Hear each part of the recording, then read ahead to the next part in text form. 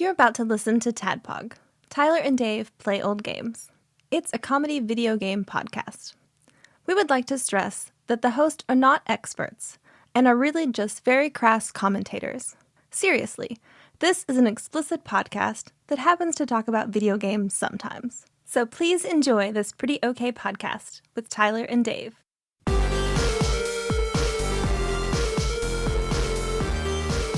Hello, Internet. Hello. And welcome. Welcome to another TADPOG podcast. It's been so long that we're old now. Long. What's wrong with you guys? This week we'll be recounting the tale. We're gaslighting you. We're old, Ian. Come on. You're Don't the you youngest remember how one old we now. are? Oh, God, now I'm the youngest one here. You guys, it is Friday. We're recording on Friday. It's like Freaky Friday. There you Freaky go. Friday. Now we're old. We all put our ages in a hat and pulled them out. We all got our own age. So kind of not really that freaky, I guess. But the potential for freakiness was definitely Freaky there. Friday. Which is every movie that's ever been made that happens to take place on Friday. So today we are going to talk about Sea of Stars. Stars. Part 1, question mark? It's definitely part one. Part 1? Yeah, you're right. You're right. No matter what, it's part 1. Right. Even if it's part 101, but it's part 1. It is part one. But it implies that we might be talking about it again in the future. But before we talk about Sea of Stars, how's your guys' week been? Good. Yeah? Yeah. Anything, I don't know, vehicular happen? It's funny you mention Manslaughter. it. Besides the manslaughter. That's my week. Let Ian do his week first. Yes. I have something to talk about that is car related. So I bought a car. What? I'll pretend to be surprised. I'll pretend I don't know any of this stuff. all this stuff before. A new car. What does your truck think about that? It's jealous That's a as good question. hell. It sits out in front of my house and weeps. Truckosaurus mad. Truckosaurus is mad. I'm going to give Truckosaurus a bath tomorrow and just make sure it understands that I still love it. And I'm doing it for Truckosaurus to spare it the inevitably short life it will have if I keep driving it around town all the time. You're like, it's okay, Truckosaurus. You don't have to play basketball anymore. You can play baseball. We've got a drawing of you somewhere. Don't worry. We don't have a drawing of a new car. Yeah. True. This is true. Sports Illustrated football phone, a clear phone, a Garfield Low phone, and a drawing of Ian's new car. We need those 4 things.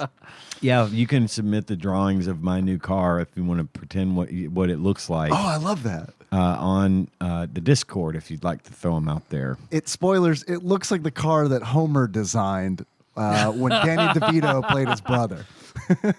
That's correct, Dave. Normally, it wouldn't be a big deal. I like that car. To talk about buying a car, except that A, I bought it from my employer. B, when I there was a whole bunch of controversy surrounding this vehicle because it used to be it was a fleet vehicle and it used to be John Turley's car that he drove for work. So much so that the first time I saw it parked here and not Truckosaurus, I was confused thinking that I was going to walk in and John Turley was going to be here. Right. So apparently when he started driving it, all these cars were purchased with rebuilt titles from the auto auction. Mm-hmm. And we have a whole bunch of, it's a Chevy Cruze. It's a 2013 Chevy Cruze. And all of our cars are Chevy Cruzes, but they're thinking about going a different route. So they're trying to get rid of all these cars because they're getting to the point of maintenance and stuff, yada, yada, yada. But this one, whenever John drove it originally for work, had weird electrical problems to the point of like when he would put on the left turn signal, the engine would die. Like everybody else in town, just don't use turn signals. It's fine. I mean, yeah. So they had taken it to the shop to try to fix this particular problem. And in the process of doing that, whoever fixed it just grounded the negative battery terminal to the chassis of the car, which solved the problem of the left turn signal shutting the engine off. But if you press the horn, the windshield wipers would slowly start to creep up and the engine would die. And sometimes if you did the left turn signal, the windshield wipers would start to go up. So Just your car's boner. when you told me all this It likes stuff to be touched right there. before you bought it, I was like, I don't know, man. So, a bunch of people at the office were trying to buy this car because there was some rumor going around that they were going to just try to sell it off for $500 just to get rid of it. Well, I've been there longer than just about anybody else, so I went to my friend Josh, who was in charge of all of this. Not Josh Nance, not Tadpog Sweetheart. Well, hello. Hello, I did. You want to buy my You didn't know I worked here. I- But all I do is keep up with the fleet. I hate to break it to you, but all Joshes are actually, they have a hive mind. So they're not technically the same like flesh, but they all have the same connected mind. Oh, I know. Okay. Anyway, I was talking to one of the Joshes, and I said, "Look, I need a car, and I need something that gets good gas mileage. I need it 'cause for $500. for driving this." I said, "I've heard that y'all are trying to get rid of this thing for $500. Is that the case?" He was like, "I'm going to be honest with you. I don't know for sure what the owner of the company wants to do about that car, but I'll find out. And if you want, you can go ahead and drive it. See if you're willing." Because I said, I'm okay with I used to work on cars. I used to race cars. I worked on cars a lot in my life. So I know a little something about them. And I was like, I like to take on a project. And I meant that. I mean, really, I didn't know what was wrong with it. Usually electrical problems with a car means get rid of it. Right. And so I said, I'll fucking take it. If it's drivable and it's mostly safe, I'll take it and I'll fucking work on it. And maybe I'll get lucky, maybe I won't. But at the very least, all I'll do is just not honk the horn. Right. It's way better gas mileage than Truckosaurus. We're talking, I put a full tank of gas in this car almost 2 weeks ago, and I haven't even hit the halfway point on the tank yet. So, yes, way fucking better mileage than my 2004 Dodge Dakota that gets like probably 12 miles to the gallon. I know, crazy, right? So anyway, he's like, if you want to drive it, see how you feel about it. You'll be on the short list to get it. I think one of the other people that wanted it, that was like right ahead of me, backed out. Like they changed their mind or something. So like, I was like, idiots. I will take this car. I said, if you can just find out what he wants for it.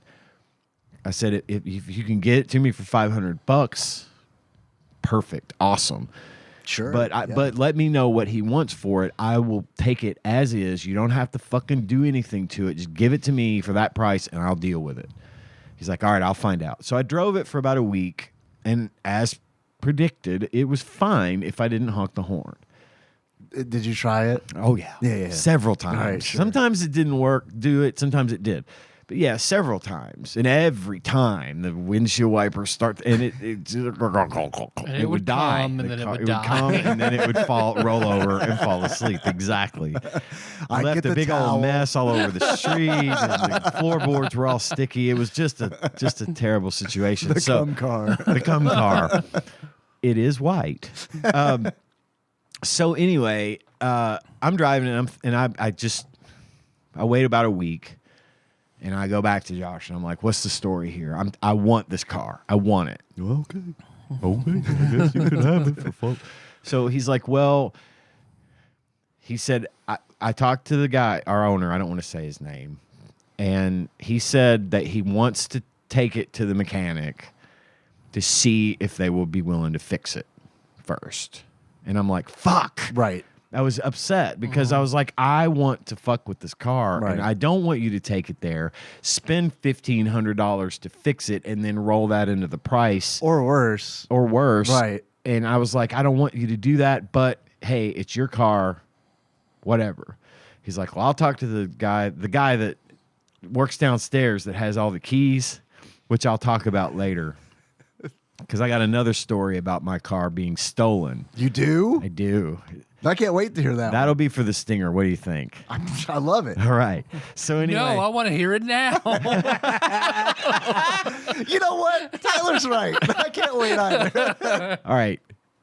Pause. I'll splice it in. I've already recorded the stinger. So I talked to the guy. I'm like, he said he wants to take it to the shop. Can you arrange to get it down to this place to look at?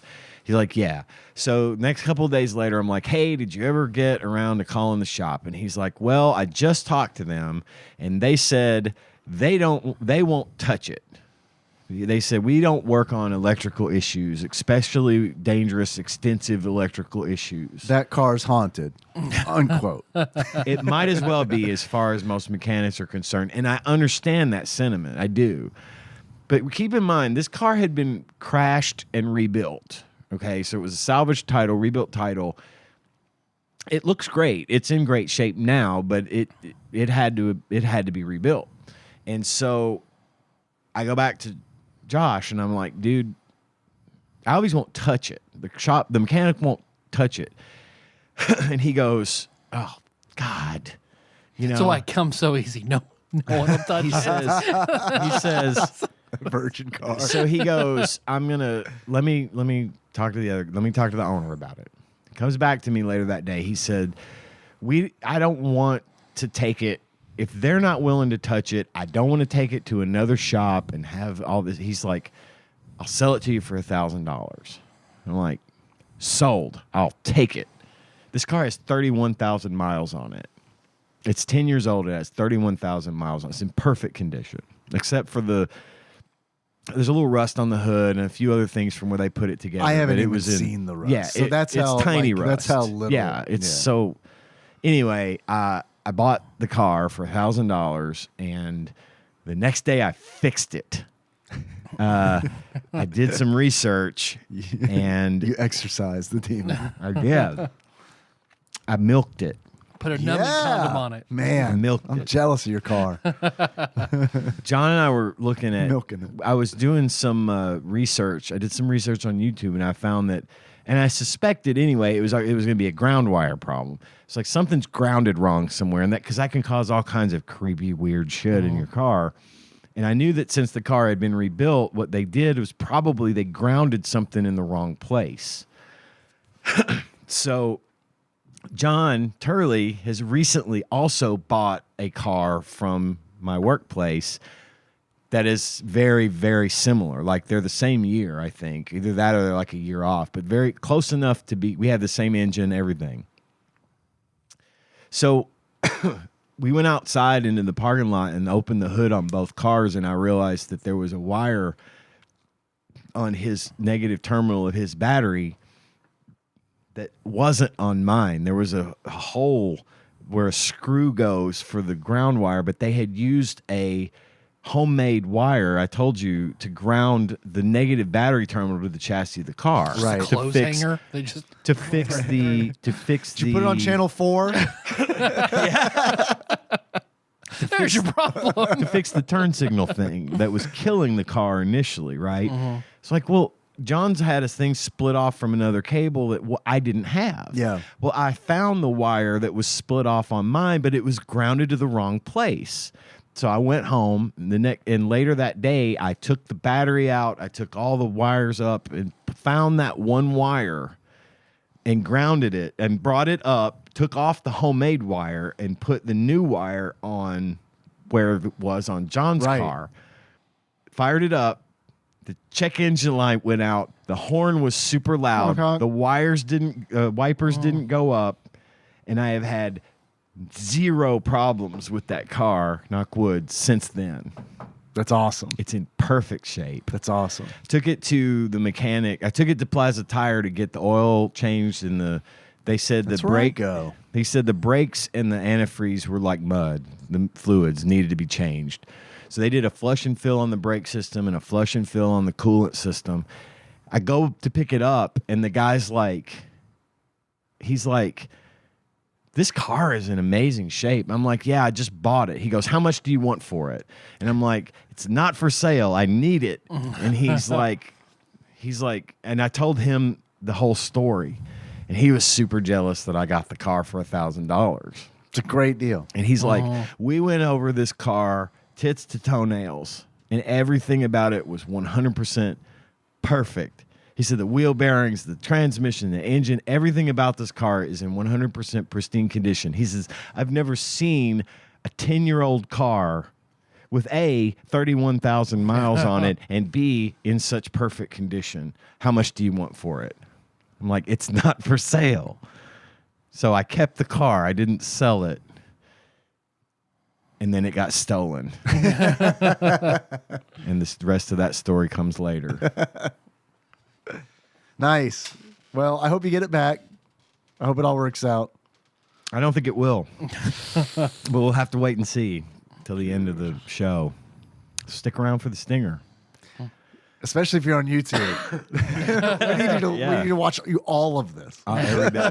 Not just the You can't first 7 skip. minutes. Also, we noticed 80% of you are not subscribed. So go ahead and hit that subscribe button. I don't know if that's accurate or not. I just see it on a lot of YouTube videos. I think that's probably fine. That's probably accurate. It probably, maybe I was a little too generous of us. 80? Yeah, it's probably more like 98. Yeah, our stats show that you clicked on this thinking that it was actually Cool World, the movie. Cool World or Surf or Ninjas. Three Ninjas or, Kick Three Back. Ninjas Kick Back. Yeah. God, we got so many views. We should call every episode Three Ninjas, Kick Back. Or let's just start doing movies. It's like, fuck it, man. It's like, who's gonna be like on YouTube being like, Tom and Jerry SNES. Frantic Flea. Frantic Flea. Let's just call it fucking Waterworld. Oh, well, we did that. We did that. Didn't work. That didn't work. Yeah. We should have named True Lies Free to View. And 4K. Just 4K black square. I did want to just mention a couple of little things. I know I've talked a lot this episode, so I apologize for hogging the mics today. But I got a lot of energy. We're a day late, and I got all this energy I need to get out of me. And all it's like and subscribe, and we won't be $1 short. We'll still be a day late, but we won't be $1 short. If enough that of you depends do on it. you, Patreon donor. Patreon, I'm talking to you. I've been playing, in addition to the game we're covering today, Starfield, Sea of Stars. I'm playing Starfield. That Nice. released. I had that on my list of questions to ask you because I knew you were So excited. far, it's So I played Garfield. Different. I knew different you were gonna say I played Garfield. Seinfeld. It's good so far. I haven't played much of it. I haven't had a lot of time for gaming this week. I didn't have the version that I could play over the long weekend. Mine didn't. I was playing it for free on Game Pass. Right. Or not for free, but just on Game Pass, which didn't release till like 9 p.m. Tuesday night. Yeah. So I haven't spent a lot of time with it, but so far what I have done has been awesome. The space flight, the space combat. It's a Bethesda game through and through with hundreds of improvements. There's so much to do. It's overwhelming. It's overwhelming. Like 10 times more overwhelming than Fallout 4 was relative to like Fallout New Vegas. You know, Yeah. like there's just because Fallout 4 added like you could build your own. You mean New house. Vegas is better? Yeah, I agree. I agree too. with Is that. New as Vegas well. the best I Fallout? agree Yeah, I with that. agree. I don't know. I think it is. But Starfield's really good. I've really been enjoying it. I highly recommend it. But that's going to be a long-term engagement that I will just update everyone on as I go. I wanted to talk about what I'd watched this week. Mostly it's the same stuff that I'm just watching current episodes. But I did have a couple of movies I wanted to bring up for everybody to watch. It's 2 movies in a series. The first movie is called Becky, and the second movie is called Wrath of Becky. Oh, are these movies related? Not at all. Okay. Weird, I know. That is weird. It's one of those things, it's just they didn't check with one another first. Kind of how like all the potential Freaky Friday movies aren't really taking place in the same universe. Wrath of Becky is most definitely not the second part of the first movie. Okay, that's good to know. Which is not true at all. They're one and a sequel. High recommend on this one. Okay. Because it took me by surprise. It's about this young girl who she's about. I'd say I think when in the first movie, I want to say she's like 13 or 14. Her mom has recently passed away. Her dad is taking her and her dogs up to a cabin in the woods where they lived and had all their good times growing up that he had originally planned on selling after the mom passed. And he was taking her up to surprise her by telling her that he was not selling the cabin. But she's still real bitter and being kind of angsty and upset about her mom being dead and treating dad like shit. Dad manages to find the worst possible time to invite his girlfriend up to the cabin and her son to spend the weekend with them, to find out that he has proposed marriage to her and now she's going to be stuck with the stepmom. So she's really upset about this. Runs off into the woods with her faithful dog. And while she's out in the woods... Dog's name is Becky. Didn't see it coming.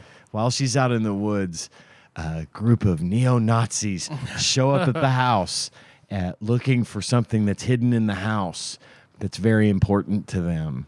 And chaos ensues. And the events of this movie lead into the events of the second movie, which is more of the same. These are fucking amazing movies. They are exciting. They are funny. The girl that plays Becky, her name is Lulu Wilson. She was in such movies as that neither of you have probably seen.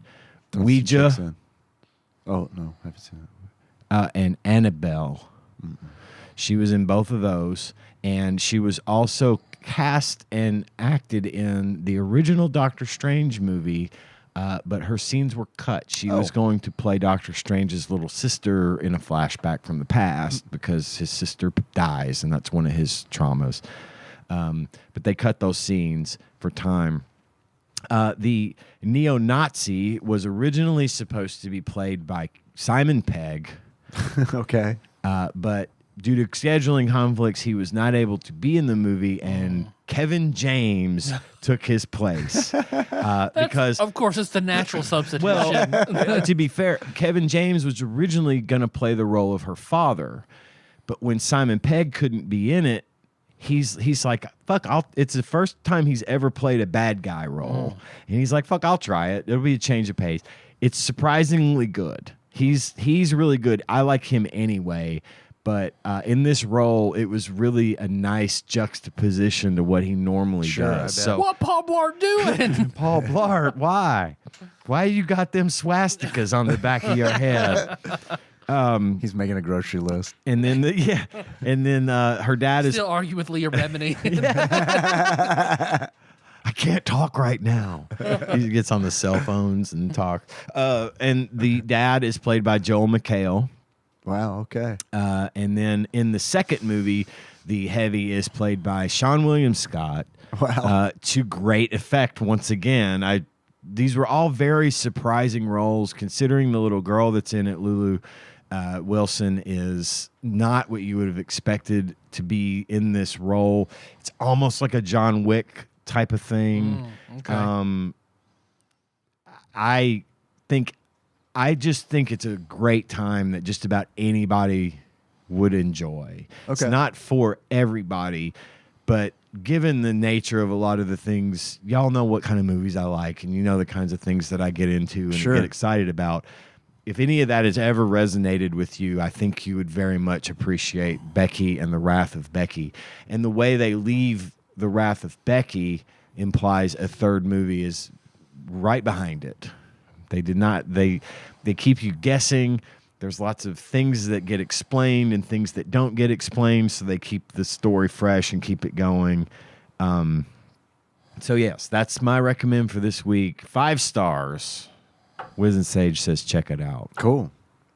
I'm done. Thank you for letting me talk for fucking an hour or whatever. 3, actually. You're welcome. That was my plan. Thanks for listening, everybody. So Patreon. How about you, Dave? I've been playing a lot of Sea of Stars.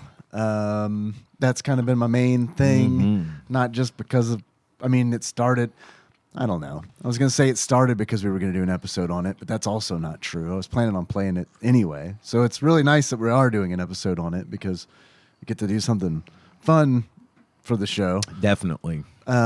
Which is not to say that I don't have fun recording it. That's It's a game that's we a norm. It's a game we wanted to do as But- opposed to a game that as opposed was to Frantic chosen Fleet. by us by the fucking god that we worship. Right. So I didn't play a lot other than that. Like, just a little baby bit of Baldur's Gate 3. Like, that's it. So now Sea of Stars is like the game that's interrupted Baldur's Gate 3, which interrupted Final Fantasy 16, which interrupted Diablo 4. So, and then now Starfield's also in the lineup. So it's like, all right, video games are back. Did you know that? It is. They are. Why was it Not just in 2023, POG form. 2020 when everybody was Yeah. stuck in the house? Oh, shit. I guess Animal Crossing. Animal Crossing. That's all we did. Starfield is going to be a commitment, my man. Just be prepared. I'm not sure that Starfield is a game that I'm going to commit to. Starfield's a game that I'm very curious to check out. I want to see what it's about. I didn't finish Fallout 4. So I think that unless I want to check out all the cool new stuff, but I feel a little Bethesda RPG fatigue. Even though they don't come out with them all the time. It's just every time I play one, it's like, okay, it's this. This is going to happen to me as well. I am not going to make any plans to be at this for 6-7 months. You know what I mean? I will get tired of it and I will put it down, but I'll eventually come back to it for a bit and then put it down again. It's a huge undertaking. That's just kind of where I've set my expectations for that game. Right. Which is great that it's on That's a Battle good Pass idea. because it's like, I don't have to pay anything for it. I can check it out, play it until I'm like, okay, I've done enough side quests. And I've done the space combat and but that's just me. And I felt that I did so many side quests and Fallout 4 that it got to the point where it's like, I don't care about the story. This guy doesn't care about his son enough. I don't either. Yeah. I'm done. I got 30 hours in. I'm The done. thing is, this is on a planetary scale. This is on a galaxy-wide scale. So now all of those side quests are, 10 million more times because there's whole planets that you can explore. I'm down. I'm down. Super. It's unbelievably cool It's on my list what for they've sure. done. Gotta But get it is through going to be a lot. a bunch of games. Yeah. And like Fallout 3 or Fallout 4, I've been thinking a lot about Fallout 4 because of the whole story of Fallout 4. And like in comparison to Baldur's Gate 3, where it's like that's what's made me think about it because like Baldur's Gate 3 is I feel like a rarity because it's like one of those games where it's like, oh, the town's on fire. Shit, I'm not fully healed up. Long rest. Oh, the town burned down. Yep. Oops. Yep. Video games didn't train us that way, so we expected that to still be burning 8 hours later. Yeah. Now So- time is a thing. Yeah. Don't worry, pressing Garvey will find another settlement in danger in 5 minutes. You can save that one. Right? Yeah. Yeah. So it's just interesting. And it's not necessarily, let's say like it's a bad thing. It's just a thing. You know what I mean? And I just think that it's nice when it's like, oh, that's a fresh approach. I'm caught up on Zom 100. I am List not. Of the Dead. I am not. I've got a couple of those to watch. Great show. That's been my gym watch. Which man, I got caught up with it, and I don't want to watch any more of Tengoku. So because Nikki's watching that, and I don't want to get ahead. So I was like, fuck it, I guess back to Dragon Ball. There we go. And man, I picked a great episode to watch on the elliptical. Had all the hallmarks. Mr. Popo, Goku's naked in it with his little dick and balls. Right. At least 3 full minutes. Right there in the gym, huh? Yep, right there. Just on the elliptical. Like, Planet Fitness now with 100% more Goku balls for everyone to see. yeah. He gets caught in a net, butt naked. Cast it. Just cast What's it up that to the TV. blackface Sultan minstrel performer doing to that Japanese monkey child? And like, there's a lot of questionable things I watch on my phone, but this is the thing that this episode of Dragon Ball was the thing that made me be like, I need one of those like screen protectors that like blocks the certain viewing angles. That's what did it. Not Reddit. So that's pretty much it. I had a good Labor Day weekend. That ate up a bunch of time, but like in a good way, you know. My dad was in, and my sister was in, and my brother-in-law. They were all in, and so that was fun catching up with them. And but that's kind of it. Sorry. Oh, Mortal Kombat 1, you getting in on that next week? Speaking of video games that won't stop. I get fake money from my job now for positive, like, we can reward each other with, like, points that accrue. And so instead of getting, like, semi-annual performance bonuses, we now get these points that can be used to buy stuff in the store. You know, Nazis had points. They did have points. So I had enough given to me to be able to buy enough Xbox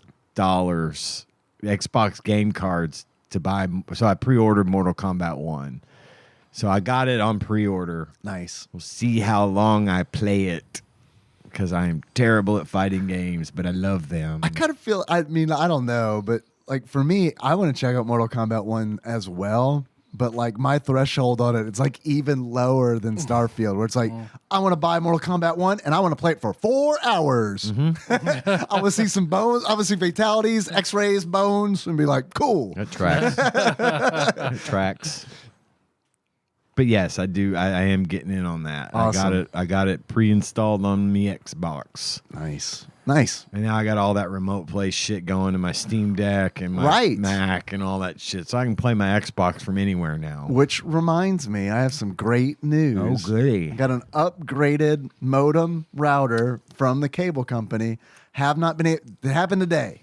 Have not been able to test the network issues to see if maybe I can get in on some of that goodness that everybody else in the world is in on. The only thing else you're going to need to do is just you got to put the app on your phone for the cable company. Got it. You can go in there and you got to do a port forward. So your Xbox, it's like the NAT. Yep. You just got to put in a port forward for Xbox, so you can hit it from outside your network. Okay. Other than that, you'd be golden. No I'm worries. glad to hear I just you gotta got look up some the new port. shit. Yeah. Port Hopefully it forwarding works. just brings me back to all the fun port forwarding we did with D20 Pro back in the day. Yes, man. Like there was around like 2008. I felt like I did a lot of port forwarding where it's like, fuck, Warcraft's running like shit. Port forward. Okay, all right, it's running a little better. You know, like, Yep. You still have to do that because it's gotten to the point now where the equipment you rent from the cable company is really good shit. Like they've actually put some effort into making the equipment good. I used to own mine, but Me it seems too. pointless now. And you have to still pay to upgrade it, Right. Because it won't be compatible, Right. When it's out after of a few spec. years. So you might as well just rent. Sure. Right. But yeah, did you get the one I told you about that's white and looks like a I got Xbox? got a newer one than that. Nice. So they said this is it. This is the latest one we got. Cool. And they're like, it's not much different than the previous one. And it's like, well, I mean, of course, but and they're like, if it's still giving trouble, let us know and we'll charge you money. Cool. Thanks. Yeah. Oh, sorry. You don't want to say what they are. Yeah, Everybody knows who it is. yeah, I mean, we could say who it is, right? Sure. You go first. But now I'm nervous. I was going to say Xfinity, but now I don't know if that's who it's it is. Xfinity. It's It's NBC. rebranded Comcast to change their image. Yeah. So, Good I for mean, you. Congratulations. Thanks. Haven't tested it yet, but I think you're going to be all right. I hope so. I think it was the hardware. If you have problems, you call me. Okay. I will. I'll come help you. Okay. I'll call you. I'll let you know. Or I'll bitch about it here on the show. Or you next can week. also call me and I'll just say, man, I'm sorry. That's fine too. That's sometimes I need that as well. That's helpful. It's more helpful than you making it sound. Yeah. Tyler. Yeah. I'm sorry you can't play your PlayStation 5 on your Steam Deck.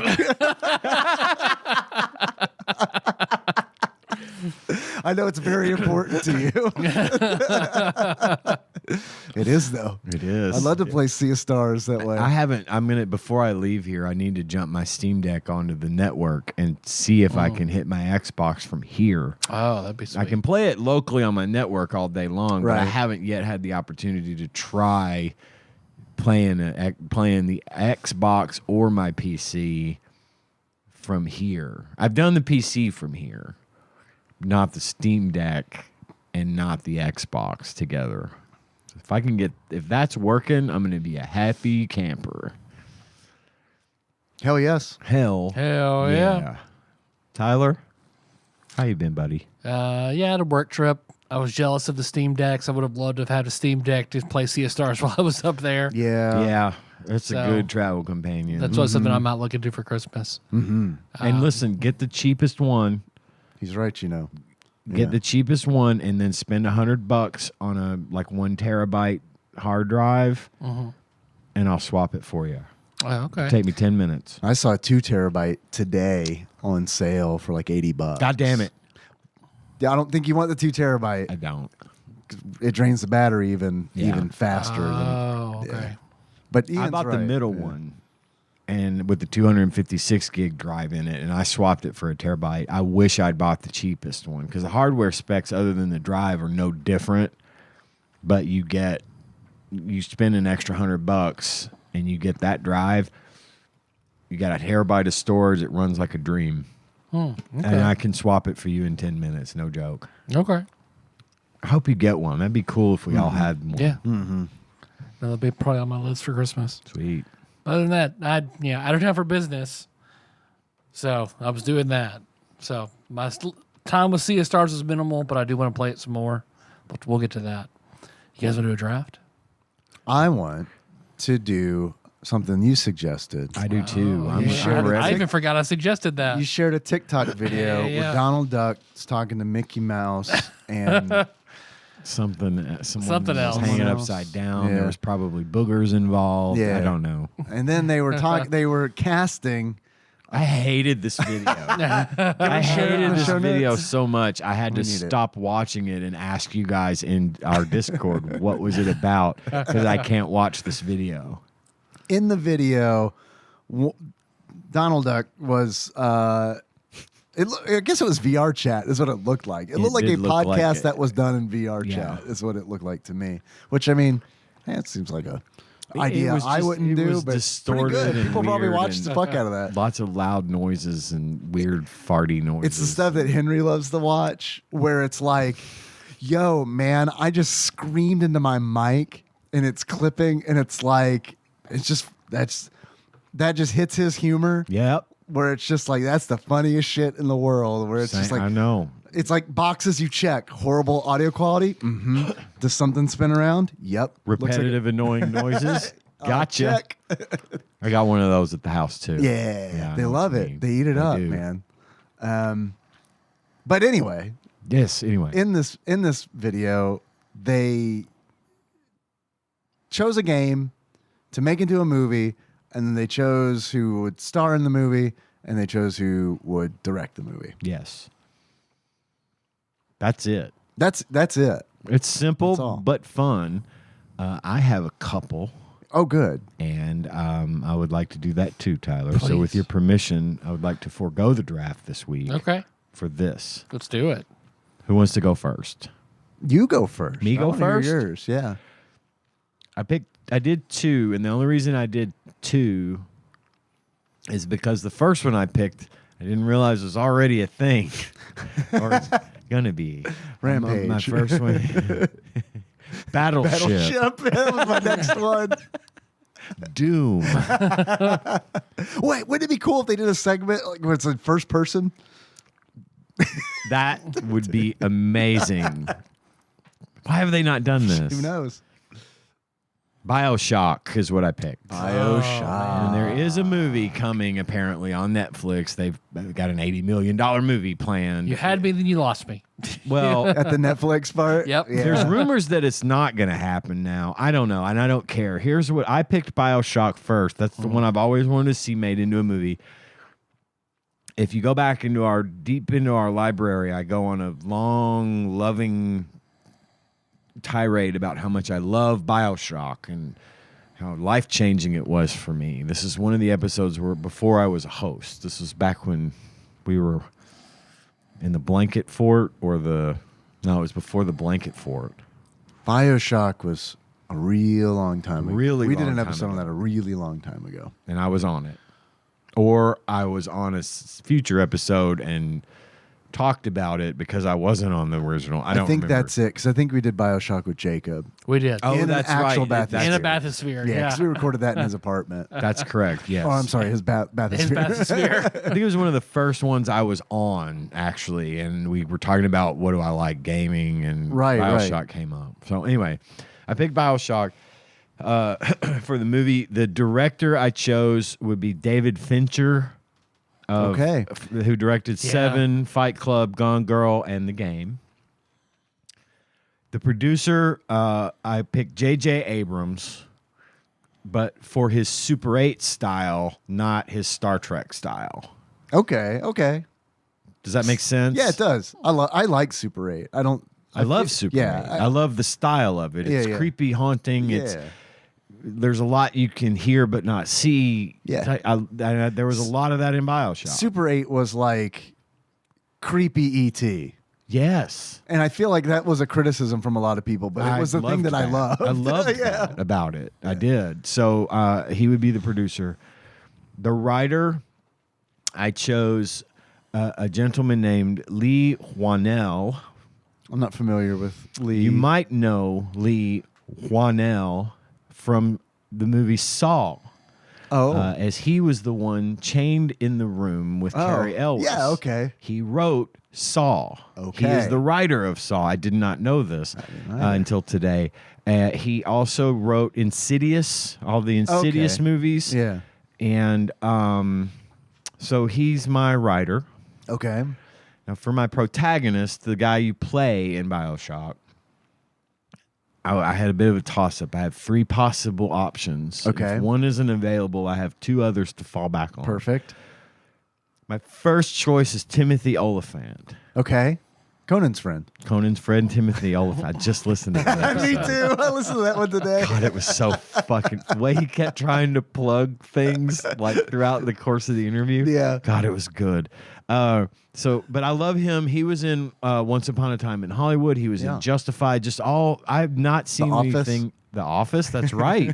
I've not seen anything I haven't liked him in. Yeah. He's a good dude, and he's a great actor, and I think he would be an excellent lead. He would be my pick.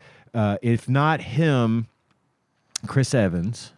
Okay. AKA Captain America. Sure. I love Chris Evans. I think he's got a movie coming out soon that looks really good. I think he really flexes his acting chops. I can't remember the name of the movie. I'll have to look Captain it up. Hamerica. Captain Harmerica. It's the DC knockoff of Captain America. But I do like Chris Evans, and I think he's got a good, solid career of good acting ahead of him. I think that he's going to get to really flex his acting chops. And if he's not available, my final pick for the lead in my BioShock movie is Daniel Craig, formerly known as James Bond. Love Daniel Craig as well. He's also in Knives Out. Yeah, Knives Out is and Glass awesome. Onion. Those are such good movies. I liked Knives Out a million times better than Glass Onion. I haven't seen Glass Onion but yet. I liked do wanna Glass see Onion it. a whole lot. It was easy to predict, in my Gotcha. opinion. But it was just good. But Knives Out, also starring Chris Evans. By the Yeah. way, I just remembered Yeah, I that. forgot about that. So that's a weird little Freudian thing, I guess. I don't know. But Chef's Kiss. Knives Out Chef's is Kiss. awesome. Knives Out is awesome. 5 stars. Wisdom Sage says, check it out. After you see my BioShock movie, It needs to please come see it. It's money. as the little sister, Great. I have cast McKenna Grace. She's from the new Ghostbusters movie. Oh, She's okay. been in a couple things. Now she's a little older now, so she might not work in that role. But I would pick a young McKenna Grace to be the little sister. If I can't get young McKenna Grace, like AI young McKenna Grace, to be the little sister, I would pick a young lady named Julia Butters, and she is not related to Butters from South Park, as far as I know. But she was also in Once Upon a Time in Hollywood, her 5 minutes in that movie was some of the best child acting I've ever seen, and she even looks a little bit like the little sister, so she would be the little sister.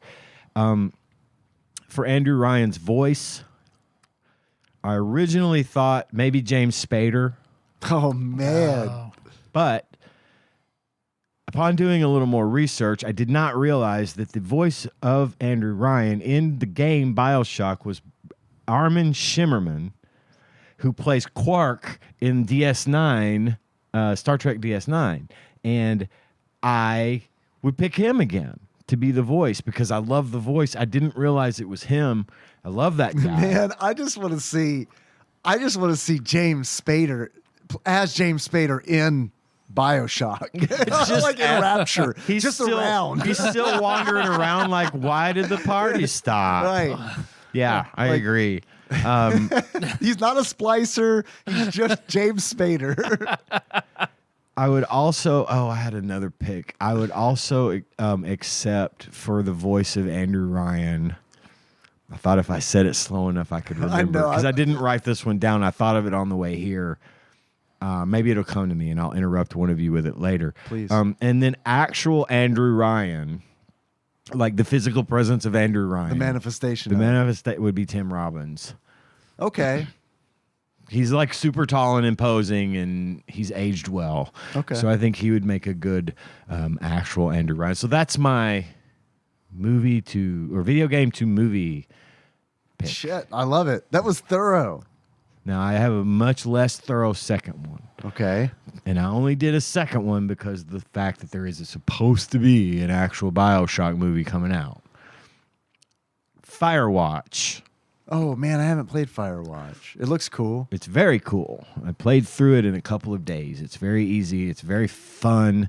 It's very haunting. It's very BioShock because the only contact you have is with someone over a walkie-talkie that you never meet. So and you're walking around the wilderness. You're on Firewatch. I'm not going to get into the whole story of it, but it's really good. It's really, really good. And it's very creepy and weird things happen and you feel very alone and very isolated and threatened and scared. I was having real emotional reactions to this game. And it's an easy playthrough. It's not hard. There's not a whole lot of like technical stuff you have to do. It's more of a story than anything. Cool. So I mean, I've heard great things about it, and everything I'm hearing that you say makes me want to play it even more. It takes place in the national park in Boulder, Colorado, and I want that to be directed, produced, and written by Tyler Sheridan of Yellowstone, a mayor of Kingstown fame. I didn't recognize the name, but I know you well enough. When I kind of predicted who it was going to be when you said Boulder, Colorado. Got to be him. He's got that kind of thing on lockdown as far as like the wilderness, the ranching. He has a way of putting the scene in front of you that makes you feel like you're there. It makes you know that he knows his shit. He's got a lot of shit going on, and I think maybe he's a little too busy because sometimes he'll put out just thing after thing after thing. but I mentioned several of his shows on this show as things to watch, such as Mayor of Kingstown, the Sylvester Stallone movie or show that I mentioned, Tulsa King, and then, of course, Yellowstone, 1883, all those shows. So I want him to handle all that. Okay. And then as the protagonist that you play as in the game, David Harbour from Stranger Things. Okay. I think would be a perfect choice. If you'll know why when you play the game. And he needs a rebound from Hellboy. Yeah, yeah, really, he does. I think he's doing all right. Yeah. He did the Santa Claus, Santa Claus movie I told you about. Right. The murder clause thing. I can't remember the name of it. Great. Ho, ho, ho, now I have a machine gun. That one. That's the one. Thank you for reminding me. That's a great movie, too. But that Firewatch is free to play on Game Pass right now if you want to play it. It's an older game. It's been around a while. But I just saw it, and I thought, what the fuck? And I was very, very pleased that I did because it was a relaxing change of pace. And that is my second pick for the movie made from a video game. Cool. I love it, man. Thanks. What do you got? Me, I have Untitled Goose Movie.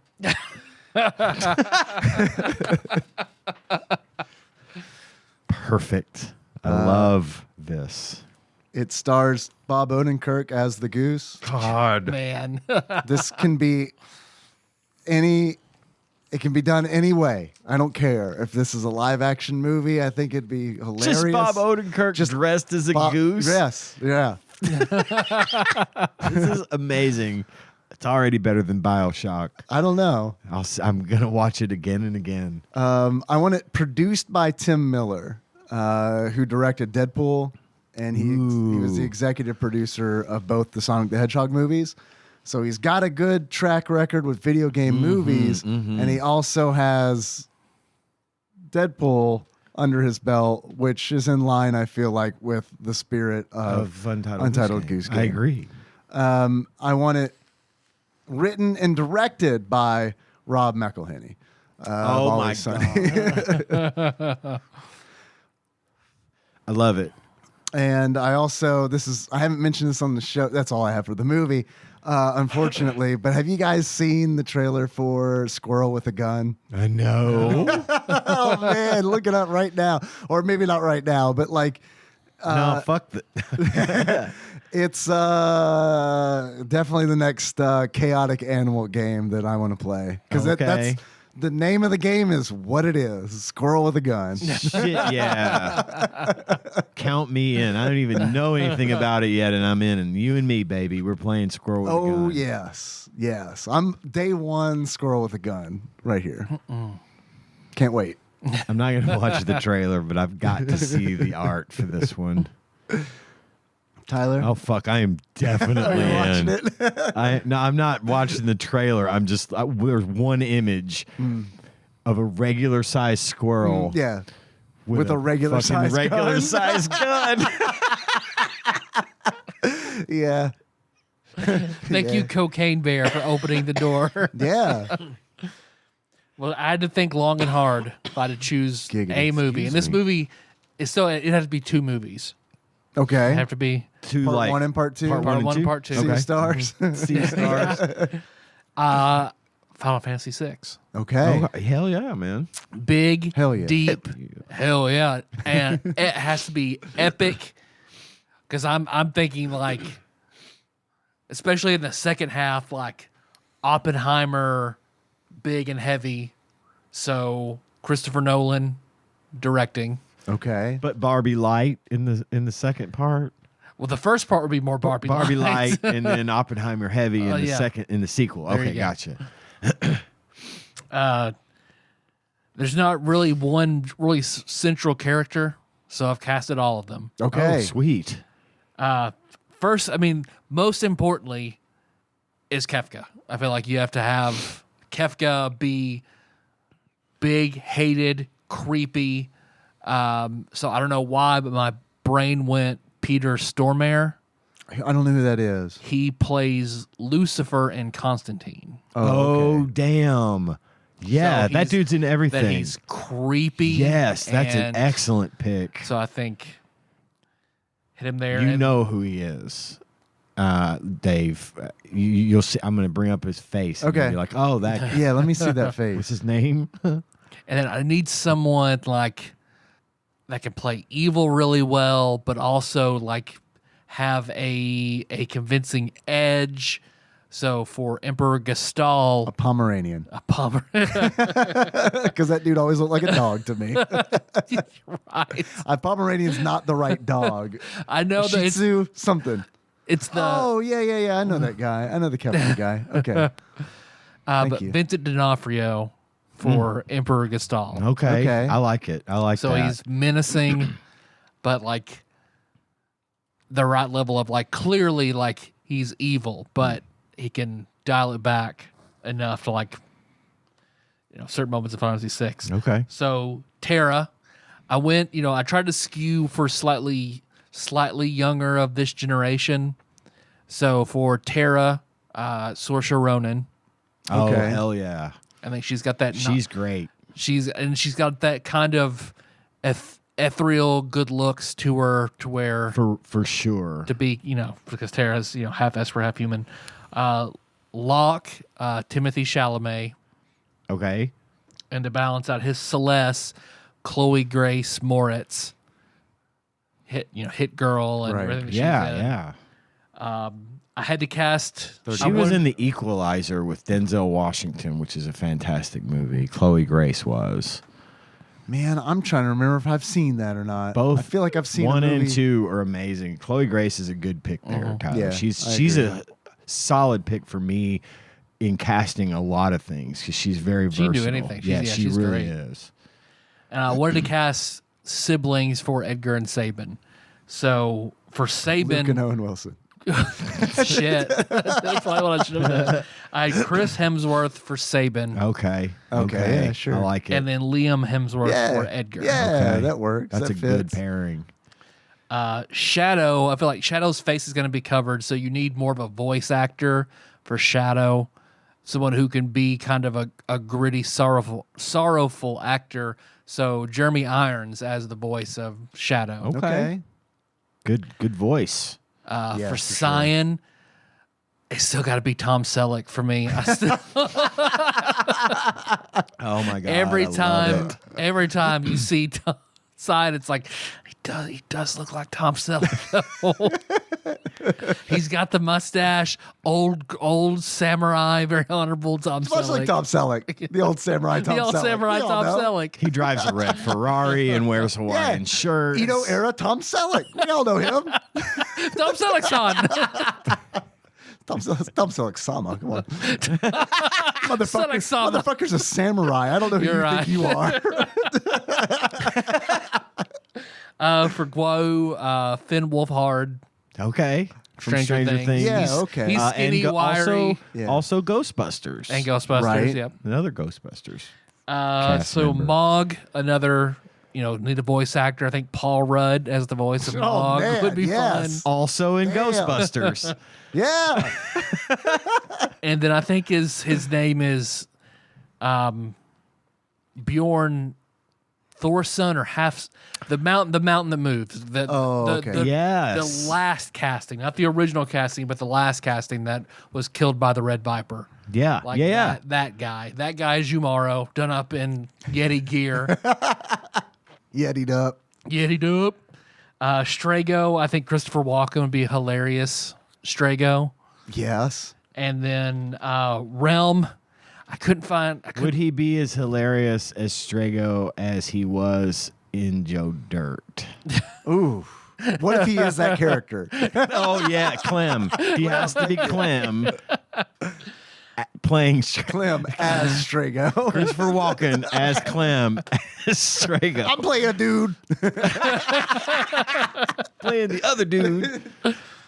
For Realm, I don't know any young actresses, so I was like, just throw in a time machine, young Abigail Breslin as Realm with Christopher Walken Strago. So we're not doing a time machine for Tom Selleck. No. Okay. Current day Tom Selleck. He's timeless. Not quickly under Tom Selleck, current day Tom Selleck. Doing reverse mortgage commercials, Tom Selleck.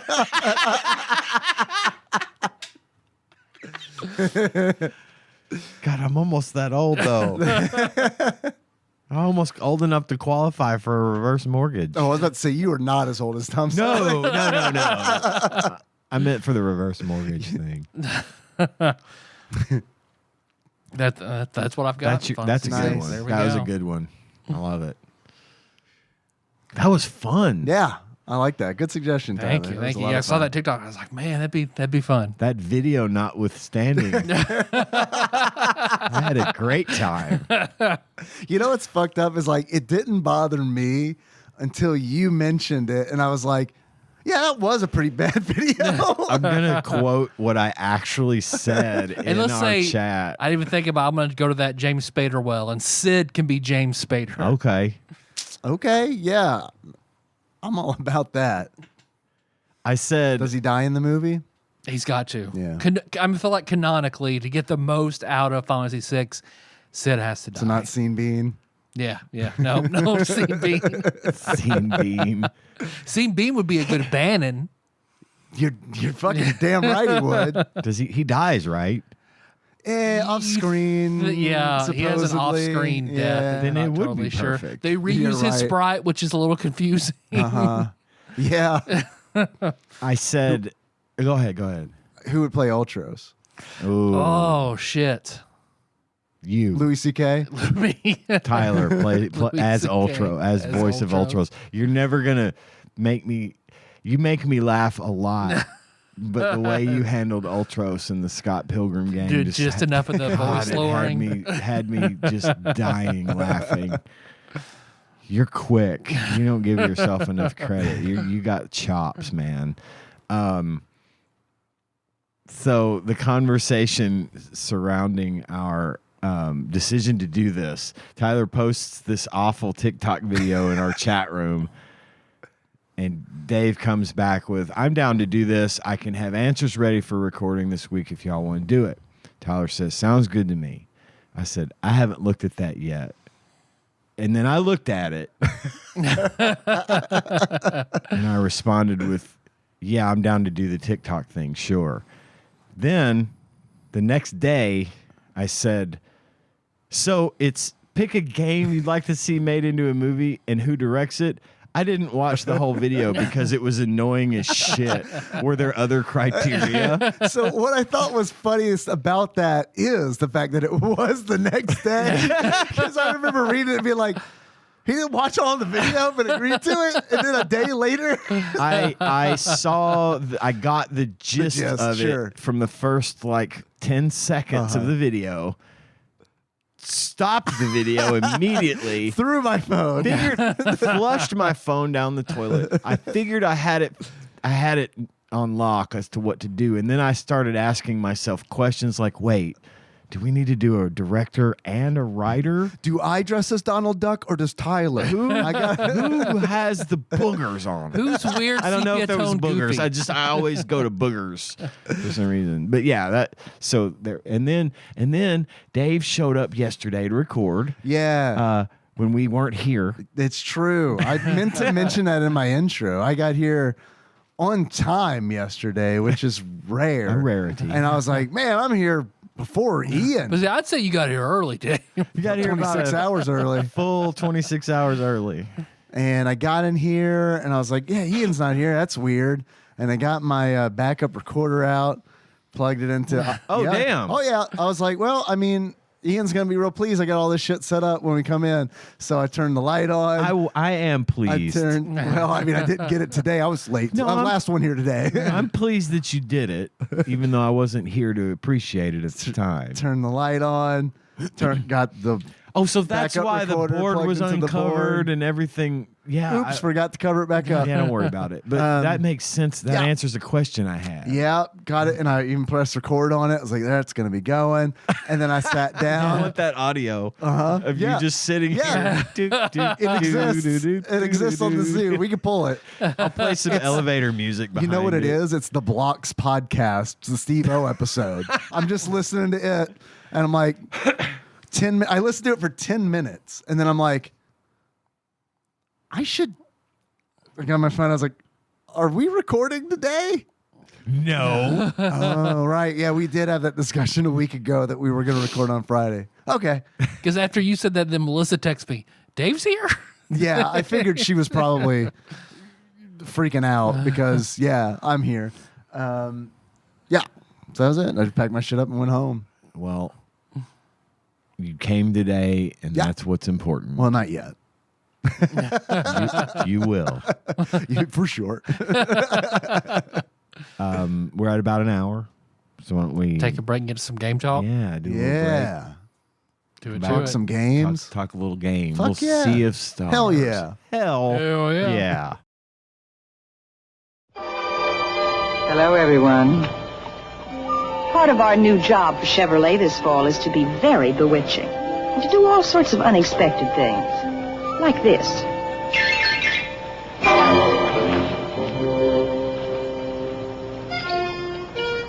How do you do? Have you seen the new 1965 Chevelle?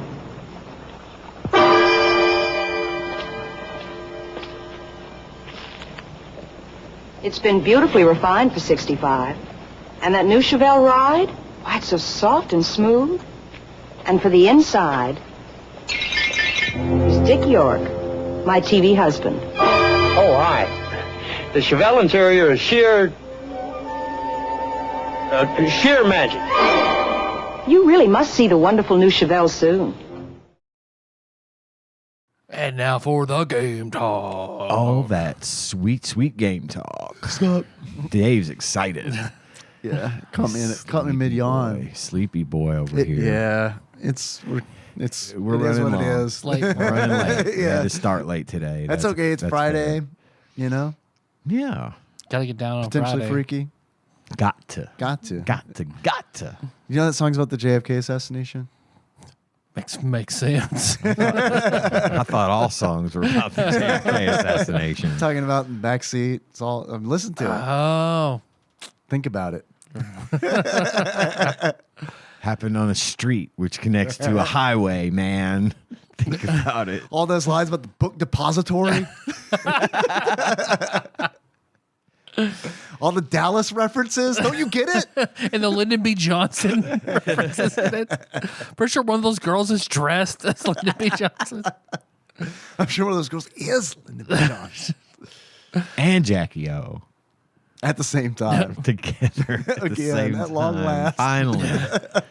two.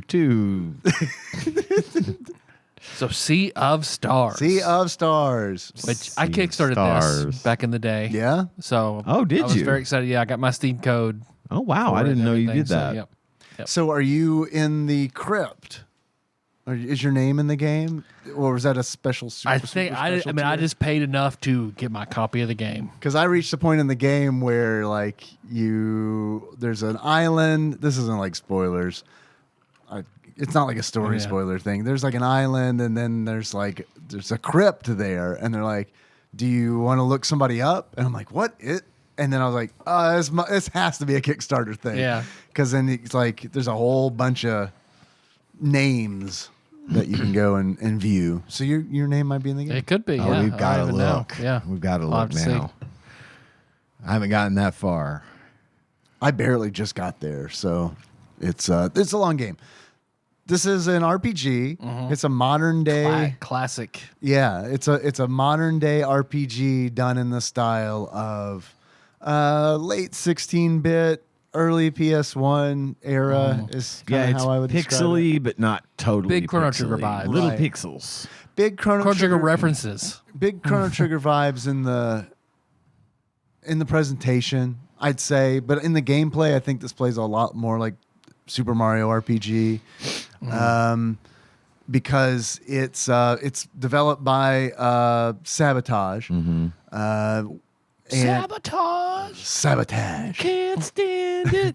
I know you planned it. Spotify,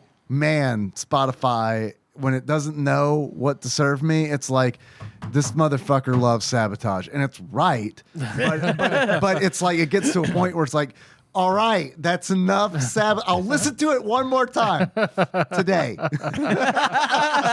Before lunch. But yeah, man, it's I love this game. I think it's there have been 100%. I'm with you. Absolutely. there have been a lot of like modern day RPGs that like do the classic RPG thing, and I think some of them have done it really well.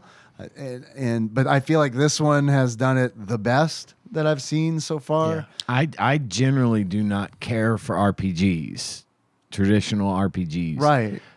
But I love this one. It's got my number, and I've enjoyed. It's one that I look forward to playing. And I don't know why. Well, I just dig you it. read my mind, because that's what I think. That's really interesting, because I feel like I could see why this would be different than specifically an RPG that was made in 1996. Like, I could see why this would be Right. more appealing. To me, like the combat system in this game is incredibly engaging. It is. It really is. And I think that's You've got part the of it time for me. hits and time Time defense. hits like Super Mario RPG, time defense. Yep. And then Which I can do. Yeah. You know, they make it easy. They explain it to you very well. They do one of the things I love about this game is that they do an extremely good job of explaining how to play it and how to understand the combat system, and gives you plenty of pointers and practice and things that I don't feel like I was getting. And I've tried a lot of these types of games, and they just don't generally appeal to me. But maybe it was just the stars were in alignment, if you will, at just the right time for me, and it's really working out. So it's a gorgeous game. it's a beautiful Oh, yeah. game. And I think that presentation seemed to be very high on their Spoiler list. free, by the way. We're not going to spoil anything on this part one. Right. Yeah. Play this game. That's the first thing I want to say is play it. It's a great value if you buy it. If you have Game Pass, it's free on Game Pass. It's on PS Plus It's as on well. PS Plus. It's really out there. They put it out there for everyone for a reason, because they know what they've got, and it's really excellent. Because when you start the game, there are two protagonists in the game. It's got no bearing on the story, but which one you basically choose to primarily control. Right. And you can switch later on too. I started out with Valerie, controlling Zale. I did Valerie. Is it Valerie? it's- Valere. It's Valere, and I know this because they care enough that on the site they have a pronunciation guide. Wow. On Awesome. on their site for streamers mainly. They've got like a stream package, and it's like, oh, I want to Smart. because I want to know, because I didn't know how to pronounce her name either. I assumed it was Valere. Valere, but then I started convincing It could be myself it Valerie. was an alternate spelling of Valerie. Totally, I totally get It's it. missing an I, but otherwise Right. it's spelled like Valerie. Right. Yeah. Yeah, and they are Zale and Valere. Valere, They yeah. are solstice warriors, and the short of it is that they are the solstice warriors are people who are born on one of the solstices, and then they are brought to the headmaster by, I believe, a great owl. Yeah. And then they train to essentially keep the world safe.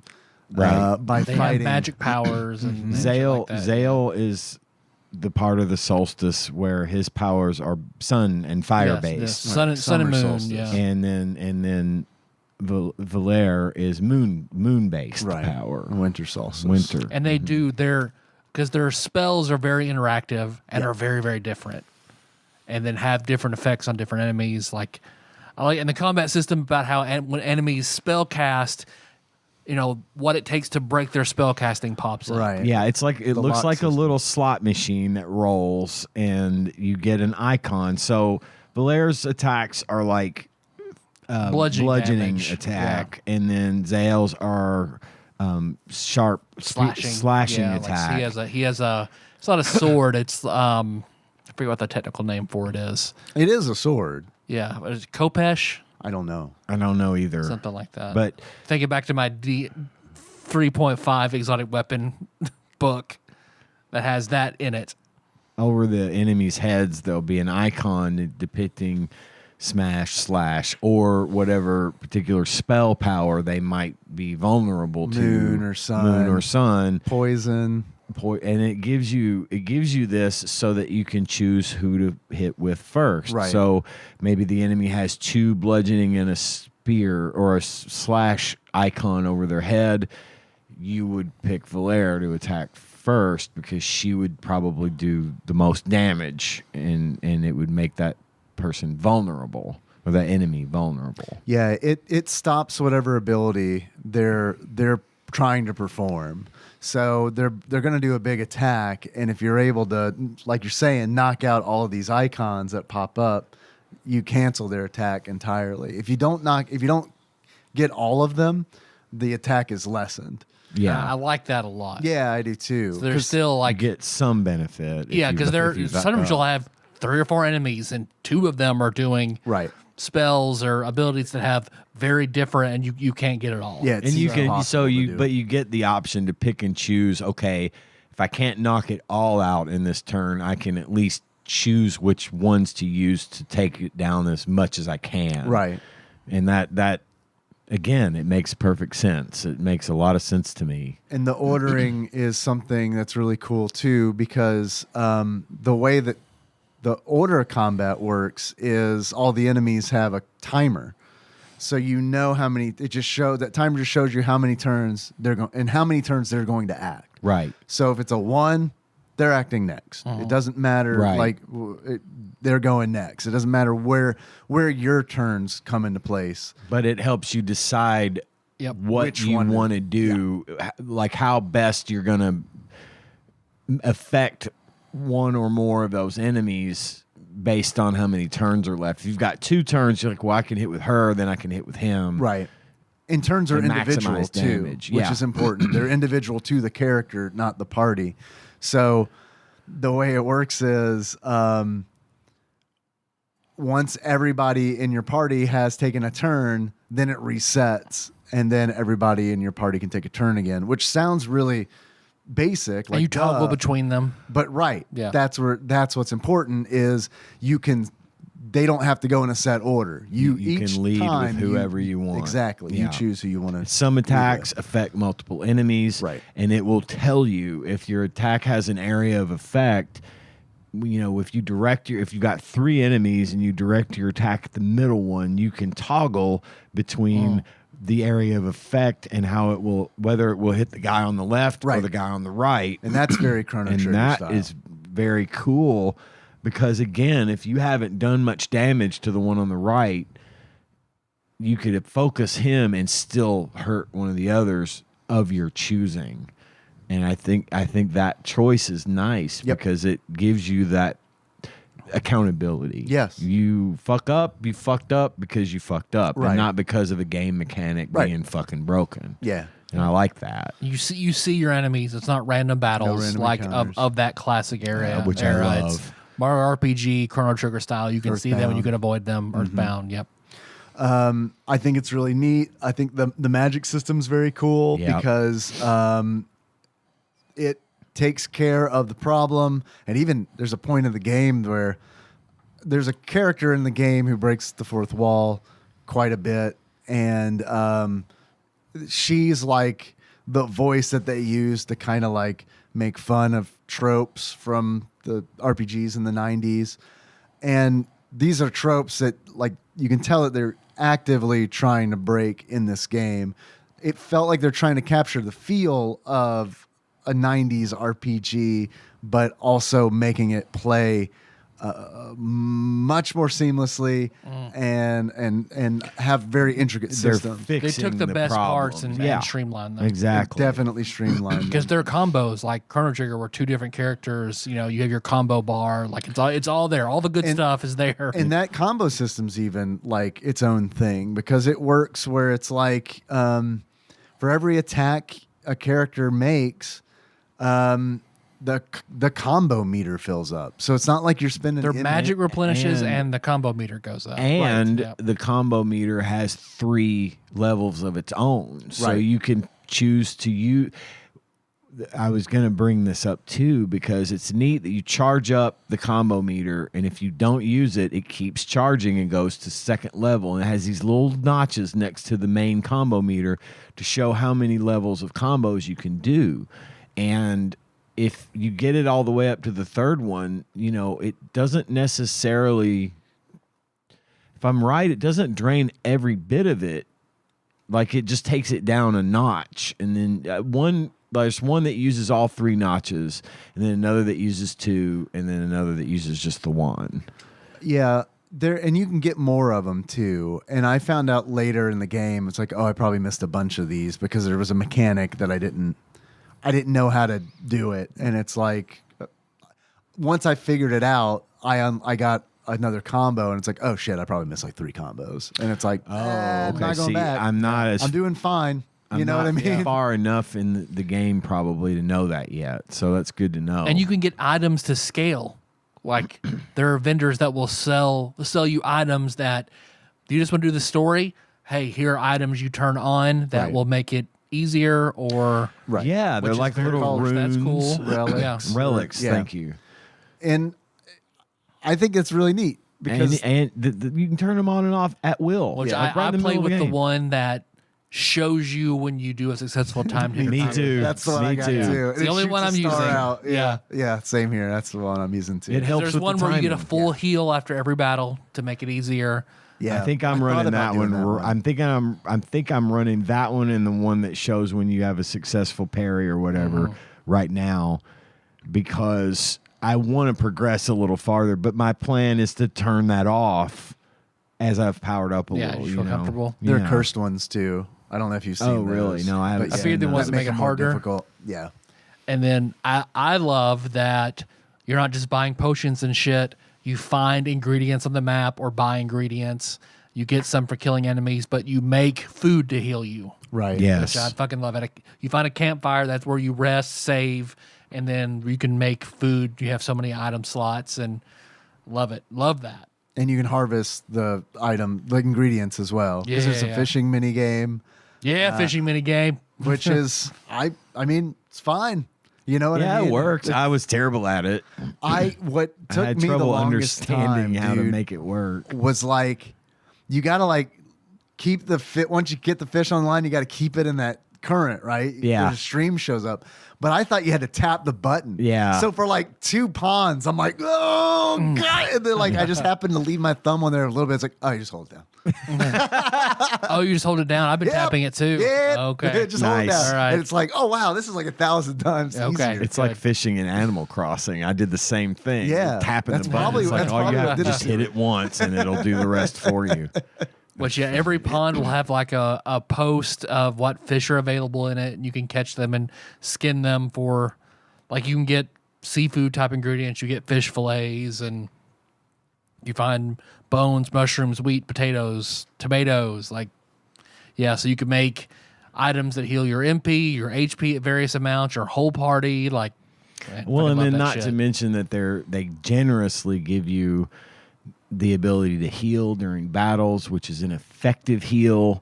You know, it's not just a token thing. It works. It helps. It saved my bacon Man. several times. And I'm still learning shit. Like last night, I was like, oh, because there's also a thing called live magic or live mana, where Yeah. it's like anytime you hit an opponent with a physical attack, these like orbs drop out of right, it. and they don't. There's no damage dealt on this initial attack.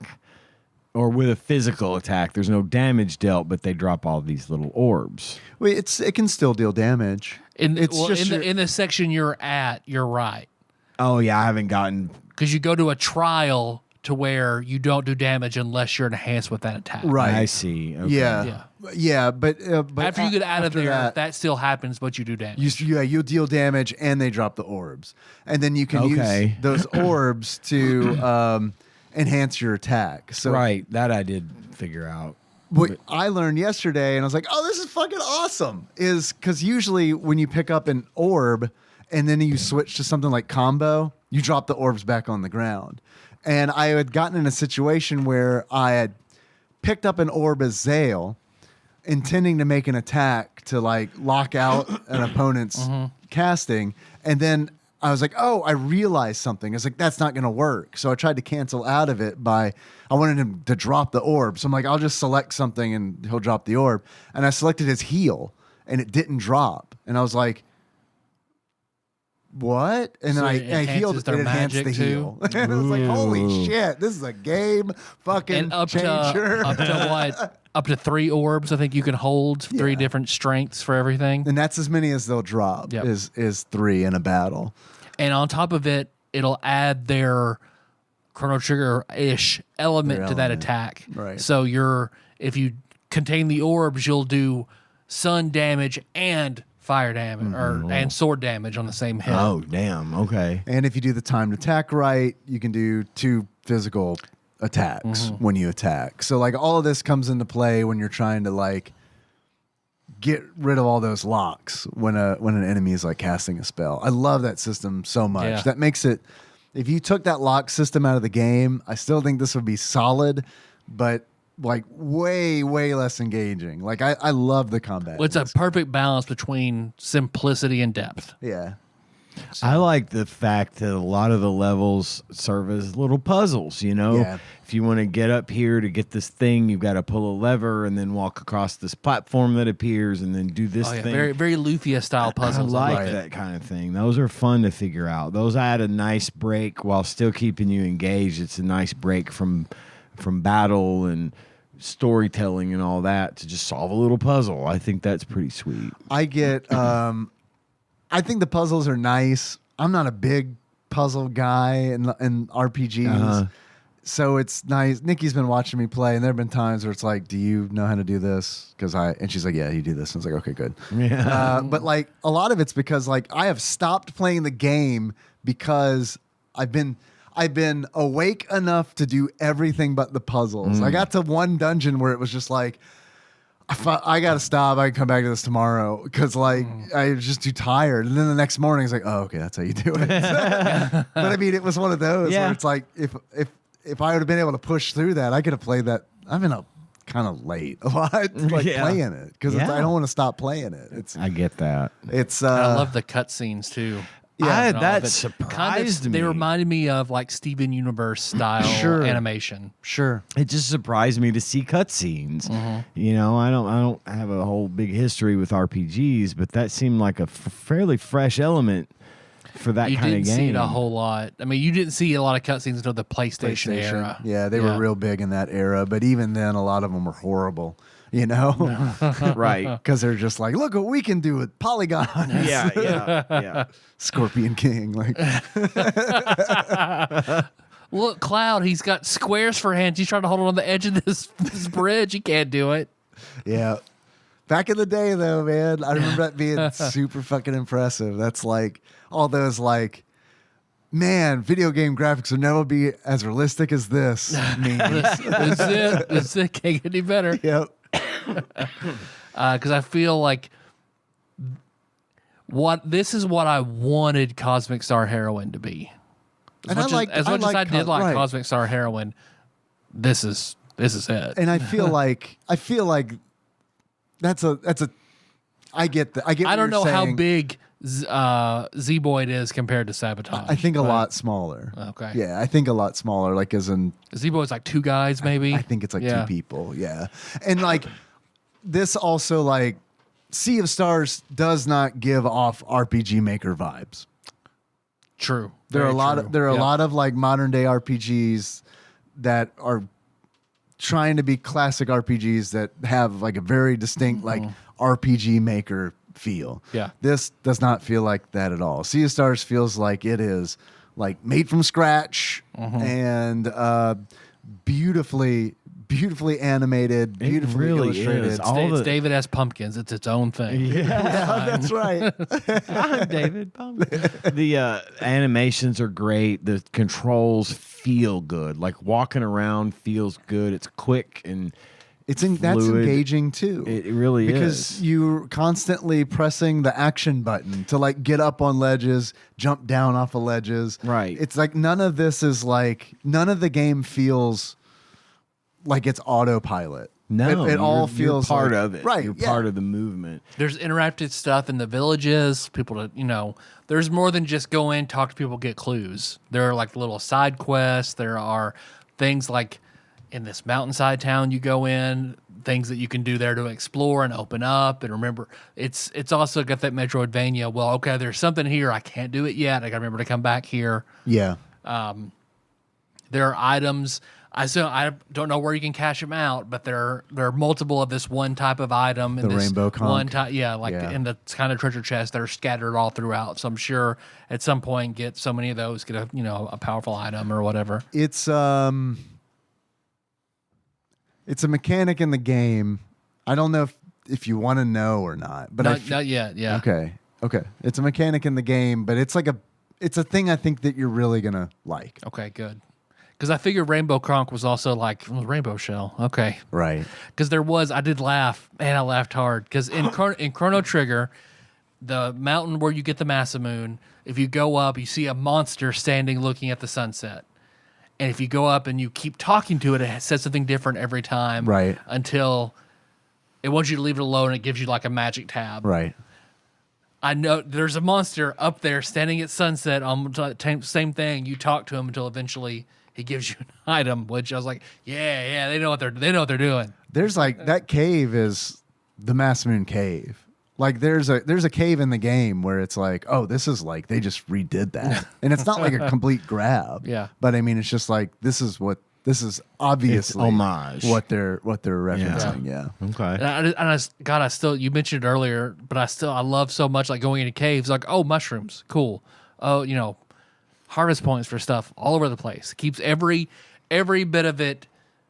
It's not just a blank screen. You're just It's running through. engaging. There's something There's engaging at every screen. Yeah, for sure, absolutely. And it's like I get a little fatigued with some of the exploration because I kind of get to a point where it's like, fuck, I need a save point. I need to be able to stop. Or I've missed something, you know what I mean? And it's like, but I don't want to look for this thing for 5 minutes. I like the story. I like the combat. I want to get that going. The combat, I think, is sometimes if I'm in that place, the combat gets a little slow with certain enemies. Oh, when you're ready to save and like you got it right, sure. And you bump into one of those ants that burrows when it hits you, and it's like a 5-6 second animation for it to dig into the ground, burrow over there till you pop up, hit you, burrow back. Right. Like so there are certain makes me yearn for that Suikoden combat where it's just like bam, bam, bam.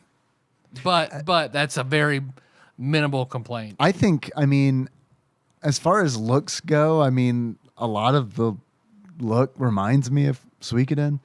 I think like the character portraits and like all that gives off those kind of vibes. I think it's awesome that they combined so many great elements from so many different games and like successfully did it. And no one say with clarity and with purpose, right? Like not just as homage, but as we know what we want and we know what you want, and we're gonna make it this way. And there aren't enough fun turn-based games to scratch that itch coming out anymore. I feel like it was hot for a second, like 10 plus years ago, but now it's just like, man, this is a void I've had in my life for a long time, and I'm so glad like something good came back to scratch that itch. Yeah, like just the turn-based itch, or like or the retro style. But yeah, all of the above. Yeah, see all of the above. Okay, because like where Cosmic Star Heroine was like almost there. Which I liked. I liked it. I really did, but it was almost there. This is fully there. Yeah. So I think one of the best things about Cosmic Star Heroine, not to like keep talking about that game, but that setting was so nice. Oh, yeah, like yeah. it was such a Lunar different planets If that and had, shit, yeah, and if that had yeah. been like, because that had like Fantasy Star vibes, and like to a degree, I mean, in the setting, it had Fantasy Star vibes, but like if Cosmic Star Heroine had been like a medieval style like RPG, then I feel like a lot of the charm would have been. it wouldn't have been there. The intergalactic assassins and Yeah, shit. And yeah. yeah. No, I still highly recommend Cosmic Star Heroine for people to play. But you could see, like, yeah, I think this is just the improvement. If you liked that, you're gonna love this. And I know enough about RPGs and what I don't like about them to be able to really appreciate this game. You know, I couldn't speak to a lot of the little foibles that you've mentioned about the game and that game, and this is like that. And I'm missing a lot of those Easter eggs, but it's not taken away from my enjoyment of it. And it says to me, it says a lot that the developers can do that. They're not just playing to the RPG fan base here. They're playing to gamers, to people. Try this game out. Even if you don't care for RPGs, you might feel differently about this all one. the quality of life things that made you not like RPGs Exactly. are fixed here. And then I think it's really neat for the developer to take that. I think they truly did take that into consideration. I think they might have started this whole project with, how do we make an RPG for people that don't like RPGs? And even if they didn't do that on purpose, they still succeeded at it because, again, it's just not generally my bag, but I've really been engaged with this one, and the very little time I've had to play has been, I've been finding myself looking forward to playing. Yeah. And that's rare for me. The songs have been stuck in my head. Those songs are music is so groovy good. as hell. Man, music is so God, good. they're so good. Like And- especially the battle music. I'd find myself at work like not even knowing that it was like playing in my head. I'd be Right. Like, oh, okay. Yeah, Wait a minute. This isn't sabotage. This isn't sabotage. Spotify, what are you doing? I'm not playing at all right now, Dave. It's a different sabotage, Dave. That's It's a right. different sabotage. Yeah, that music is groovy as fuck. They really battle have music's just great. I love polished the ever-loving shit out of this game, and it's just so good to see such a dedication to the genre. I mean, it's super cool. Have you guys fucked with wheels at all? Have you come across The that Burger yet? King Yes. kid. The kid Yeah, the Burger in the wheelchair. Let's underline wheels. that. Yeah. Look, we didn't make him. Burger King did. The boy in the wheelchair named Wheels. Wheels. The black kid? I'd say, No. Wheels is a mini game in the taverns that should be a multiplayer. Like they gotta make this like an online multiplayer thing because Really? I fucking love it. Okay. I love it, and I can't wait till you guys get to it. And I want to know what you feel about Wheels.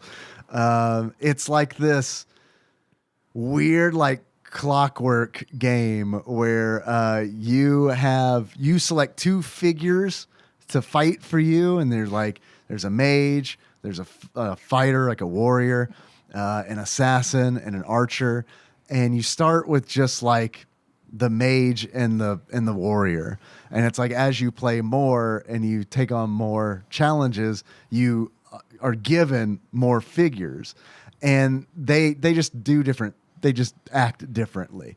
Whether it's one will deal more damage than another, or it will deal a different type of damage. is it like the Suikoden Wars where one thing is weak to the other thing and you need to know what to play against? Not really. It's essentially like you need to deal 10 points of damage to your opponent, they need to deal 10 points of damage to you.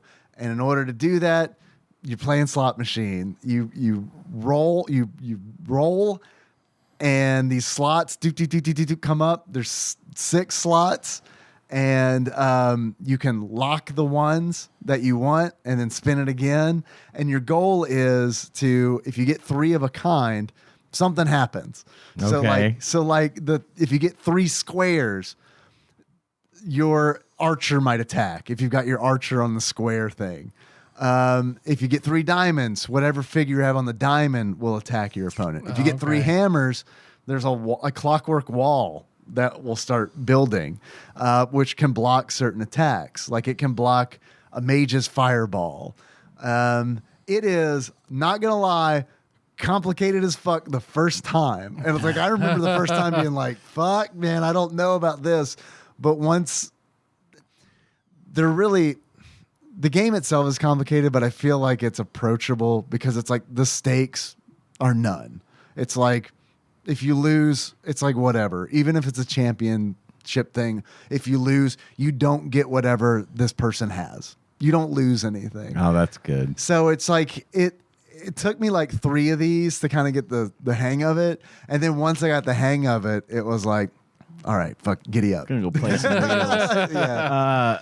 It sounds like a potential for the crossover into the real world. I could almost see a board game of this. That would, dude, like an actual clockwork one. Clockwork. Someone's type going of- to make that. Yeah, it has Someone to. is going There's to going to make be that. another Kickstarter. And you can For level. wheels. you Who can knows? level up. It could even been a goal at one on one of the levels. I don't It might have been remember. a stretch goal. Yeah. You're right. That's a good point. Because I never even looked at the Kickstarter, so I have no idea. I think I remember hearing about it when it came out, but I think at that point in time I was like, I'm burnt out on Kickstarter. Yeah. I'm just gonna buy the thing when it comes out.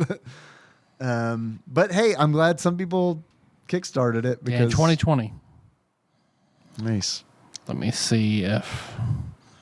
Oh, I don't even see what were the levels.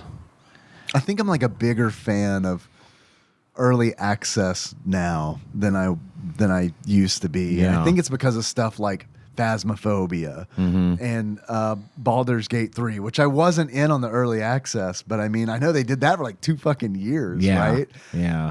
So I think that, I don't know, man. That's, if Sea of Stars had been early access, oh, yeah, okay. Get in on that. Okay, so I kickstarted the Child of the Solstice level.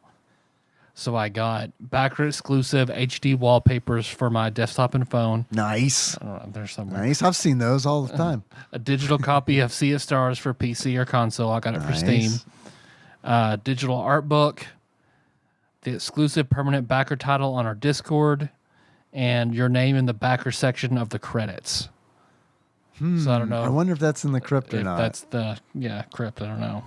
Or maybe it's end game. Maybe it's And in-game credits. Still, Yeah. Tyler, you're going to be in the credits. Oh no, that was the next level up. The $60 commemorative grave with your name in the in-game crypt. So I'm in the credits, but not the crypt. I mean, the crypt is cool, but I will say this. There are a lot of names. And it's like, Well- I read 3 of them and it's like, and then like the NPC there is like, there's no story here. And I'm like, bye. According to the Kickstarter, there are 3,646 names in the crypt. I love that. I didn't read all of I them. love that. That's amazing. It is cool. It's like a nice way It's to for bring you to it be into the able to game. go in and see Yeah. your name. Absolutely. And you know that's you. And everyone else, they happen to, anyone that's playing the game, you know, that's listening to our show. Yep. If you finish it out, don't forget to look for Tyler's name in the credits because he credits. helped make this game That's possible. right. Yeah, absolutely. I love that. I think that's neat. I have a friend whose name is in the credits of Clerks 2 Really? because of similar support type of thing that they did for Wow. that back in the day. you know. Cool. Because I know we just wanted to give an overview of what we thought about, the mechanics and how it plays. The plan would be, if we can finish it, to do a part 2 where we actually, hey, spoilers, break down the story and talk about all that. And So, that also might give anyone listening the chance to get caught up and to play it themselves, so Yeah, maybe yeah. things aren't as spoilery. But whatever. we don't know how long that'll take because we all want to beat It could be a but- few weeks. We're gonna next week for sure. Next week we'll do we're gonna yeah. do an all calls. Give ourselves at least that much time. Mostly me to get caught up, and then we'll go from there and see what happens. We'll do. I'm only one dungeon ahead of you, so I'm not Okay. I'm not that much further than you Okay. are. So yeah, we'll keep you posted as to our progress, but we're not going to promise that we're going to do a part 2 anytime ever. Just so we want to make sure we have a full comprehensive way of discussing it. Yeah. And without rushing through it ourselves, enjoying it at a good pace. Sure. Yeah. And we'd also don't want to. I mean, I would hate to talk about story now when the game came out, just 2 weeks ago. So Sure. I mean, I know there are a lot of people who are probably already. It feels like everybody on the planet finishes games about like 2 weeks before me. Right. I don't move at that speed, I guess, like I used to. Right. Yeah, if this were me 20 years ago, I'd have probably finished it by now. Yeah. And I'd have been up till 3 o'clock every night. I'll just play a little more. Yeah. And I've done a little bit of that. I mean, I've found myself like, I'll go through one. This doesn't take long. I've forgone things that I normally don't forget. An The hour Sea of later. Stars. Yeah. Pick it up. Try it out. If you have a popular console that's not the Nintendo Switch, it's not on Switch, is it? It might be. Let me look it up. I don't know. But it is definitely on PS Plus and Game Pass. So if you have that, give this game a try. This is a value on. I bet it will be eventually. I can't imagine Switch. that it wouldn't be. And then otherwise, pick it up, give it a shot. Yeah, Let us it's on know. Switch. Cool. $35. Sweet. Let us know what you think.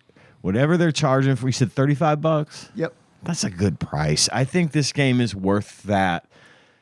I'm not gonna lie. money. I wish it was 30, but it's worth 35. It is worth 35, but yeah, 35 is just a weird one to me. And I don't feel the pinch is hard because I don't have to Fucking pay inflation, to play it. man.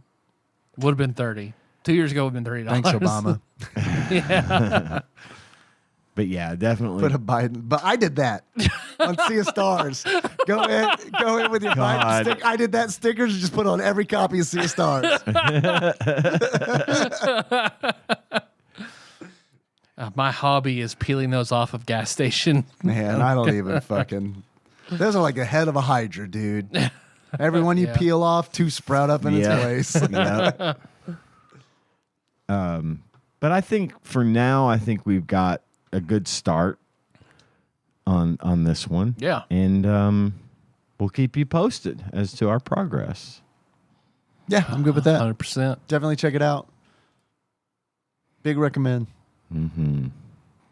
I know it's super late for us, so we want to call it now and go play some more Sea of Stars. Let's do it. Yes. Okay. Before we go, I'd like to talk to you just a little bit about our Patreon. If you'd like to donate money to the show, you can do so at patreon.com/tadpog or pisstasters.com. For as little as $1, you can get access to our bonus content. $1. $1 American dollar. I have that. Well, then you should wait. You don't have to give us the money. Oh, thank goodness. You get some of the money, though. That's even better. And if you'd like to become an executive producer, like the fine folks on the list I'm about to read, $20 or more per month will get you that status, and we will stop what we're doing to read your name, just like as if it were emblazoned on a crypt in Sea of Stars. Your name will be memorialized on this episode, and however many episodes that you continue to do that. As I read the list now, starting with Usurper Grimm, Cousin David Galino, Plinko Nick Price, Cubicle Monkey, Cthusiast Jeff Miners, Master Cycle Baron Kevin Link, Joseph Phillips, Gamebug Prime Nathan Eaton, Matt Gentile, a.k.a. Gentle G, Louisville Correspondent Princess Consuela, Banana Hammock, Flavor Trick, Karen Dahl, congratulations on your marriage. Pinball Archmage Chris Edler, we're sorry you couldn't be on this episode. Pinball Airplane Archmage Chris Edler, we're sorry you couldn't be on this episode. Sometimes I'll read your name twice. Platinum member Brett You owe us Miller. another $1. Bonus. Platinum member Brett Miller, Sandwich Pope Bill Hawkins, Nate from Utah, first time caller Drink Smith, Joey Webster, Dig Dougie, Derek Pope Sandwich, and Cody Phillips. And as always, thanks to our backlog manager, Mr. Puzzles himself, Dane. Yes. Thanks for putting the show on YouTube every week. He does it on his own, of his own volition, for free, because he just wants to do it. It's very nice of you, Dane. It is. Thank you. And that is all I have for tonight. So how you guys want to close it out?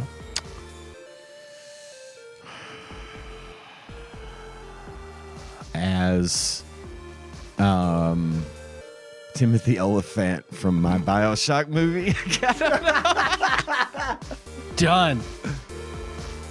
So until next time, tropical Capricorn.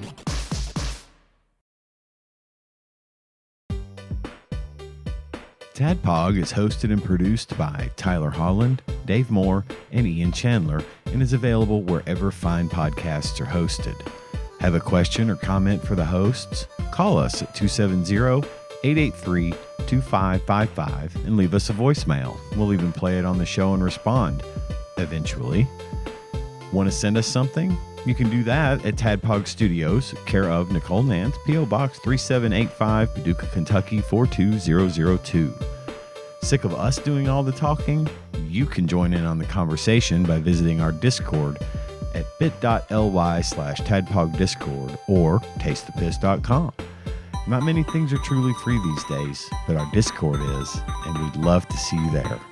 Our theme song is Moves by Sycamore Drive, and a link to that track can be found at the show notes at tadpog.com. Thanks for listening, and if you haven't already, don't forget to subscribe to our show on your favorite podcasting platform. We'd really appreciate it.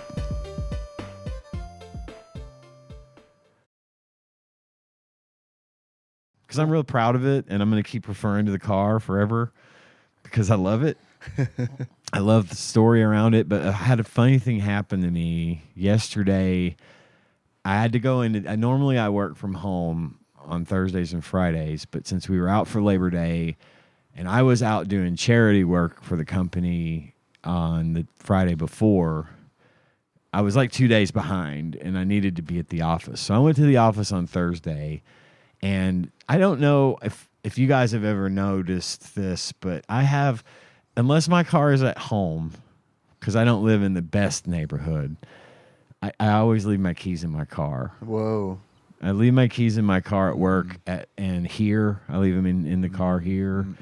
I just always have because I'm afraid I'm going to lose them.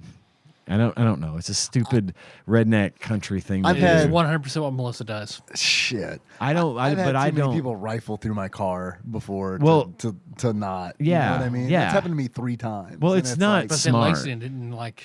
oh yeah, in Lexington, like God, no. Lexington, See, it was bad. I only do it places like at work or at here or someplace where I'm not worried about it. Right. You know, and plus I don't usually keep stuff in my car. I don't either. It's which usually is why it's pretty always much- annoying when it's like it's- someone's been in here going through my napkins in my glove box. Well, in this car, as I My explained, napkins and pens? Damn it. I'd be smart to keep pins in there. It's like napkins and hand sanitizer. Yeah, that sounds about right. And this car, the one I mentioned on the show, is new enough to me. I don't even have napkins yet. You know, I'm still just. Do you eat in it yet? I know. I'm not. I'm going to try to When hold you get off rid of Business on on eating seal. it. Yeah. I'm not ready to break that seal, and I don't. I will occasionally, if I'm in a hurry and like running late, I will smoke in it, but only with all the windows down. And if it's rain, and I vape mostly, so Yeah, the vape doesn't stink up the thing, so it's fine. But anyway, I'm real fond of my car, and as I mentioned Yeah. on the show, I've got it for a fucking steal, and I am breaking my arm, patting myself on the back about this car, and now I'm telling everybody about it. I But think you should. so anyway, I'm at work, and usually around 10 o'clock, 10:30 in the morning, Captain Gun Nerd, John Turley, and myself will go out and have a smoke. Take a break, go out and have a smoke, some coffee, shoot the shit. Of you know. Every Wednesday fame, John Turley of Every Wednesday fame? Yes, John Turley of Every Wednesday fame. Man, You- that's all I ever forgot about that in a while. You might know him from such episodes as 2 weeks ago, Right. I guess. yeah. I don't know. NBA James NBA and 2 NBA weeks ago. James and 2 weeks ago. Formerly known as Burger Bottom, Yeah. John Turley. Wow. His favorite We got to nickname. bleep that out, I think. Yeah, no, I'm not going to do that. That's okay. I just have to suggest it. Tough shit, John. I might if you were here, but you're not. So fuck it. Anyway, so we got out to have a smoke, and I always park my car in the same place. My car was gone. It was gone. Someone moved it? Well, I thought, okay, someone's fucking with me. Right. Someone's playing a joke on me because they saw my keys and they were like, oh, I'll teach him to move my car. I couldn't see it. It wasn't anywhere to be found. Oh, my God. So John and my other friend at work, Craig, they were like, I was having a fucking come apart. Yeah. So I've done a lot of work. I've told you in the show, I've done a lot of work on this car. I've busted my ass. I'm trying to make it look real nice, real custom, without going crazy on it. All this. So I'm like, fuck. Well, your car not being where it is supposed to be is a waking nightmare. It freaked me out. Yeah. I was upset. John rounds the corner of the building on the other side, in the other half of the parking lot. It was parked over on the other side of the building. So I was like, okay. And so I was like, somebody's fucking with me. It's fine. I went to go. So it's on the other side of the building that you parked it on. No, it's not where I parked it. But it's not where I parked it. Right. But I couldn't. But it was in the parking lot. It was in the same parking lot, just out of sight. And since I bought the car from my employer, there's a lot of cars that are the same model, make and model of mine. Mine's the only bright white one, but still, hiding in a needle in a stack of needles, if you will. So anyway, it's over there on the other side of the building. I'm like, oh, somebody's fucking with me. So I go to pop it because my cigarettes are in the car. So I go to open the door. It's locked. I'm like, God damn it. Well, so I have an air tag on my keys, and I can track it anywhere in the world. And so I'm like, I bring it up on my phone and I search for the air tag, and it's like, for whatever reason, I think I was having trouble because my phone was bouncing between Wi-Fi and cellular. I couldn't get a read on it, but so it has this feature where I can make it beep. I can make it play a sound. Ding, ding, ding, ding, ding, ding, ding, ding. So I fucking hit the button, let it play. Keep hitting that button. And I'm just walking around hitting the button. And I go in the side door next to where my car is parked. And I hear it. Ding, ding, ding, ding. I pop that button. I'm like, motherfucker. I walk up. One of the sales guys is like, he's older than me, is sitting at his desk. My fucking keys are on his desk. And he's like, these keys are beeping. I walk into his... isolate that and be whenever you call me, that's the ringtone. These keys are beeping. So I just shoved through the door and grabbed him. I said, that's because they're my fucking keys. And I was like, why were you in my car? He's like, what are you talking about? I'm like, you've got my keys. Clearly, I'm confused as to why you have my keys. So why don't you tell me why? I was mad. Yeah. I was like, why the fuck do you have my keys? And he's hoping like, you can make that beep say something, like man, I sure wish I could fuck a dog. Man, I sure wish I could fuck a dog. My keys keep saying, man, I wish I could fuck a dog. You know what I can go for? Some pup pussy. So he goes, some pounding puppy. He's looking at me like Triple P. He's looking at me like genuinely confused. And he goes, well, I mean, we took one of the loaners to pick up a car from the shop. Me and the other sales guy, we went down to the guy that holds all the car keys. He blew me in your car, apparently. I said, well, we needed a spare car to go pick up one of the other cars. And so he gave me the keys, and so it was parked over there. And when I beeped the keys, it unlocked, and I just thought it was weird that there was a set of keys in it. And I'm like, but you saw the keys in it. There's a house key on it and an air tag, the beeping thing. And you still took the car, even though it was parked over there where all the employees park. And yeah, I mean, it was the spare. I'm like, so they had there was another key to my car still in the box that I didn't know existed. And the guy and this car was the one, as I explained in the show earlier, was the one that had all the electrical problems. So they would just use it from time to time for quick little trips like this because it was so unsafe. So they just found my car with the key and took off in it and drove across town to pick up another car and drove it.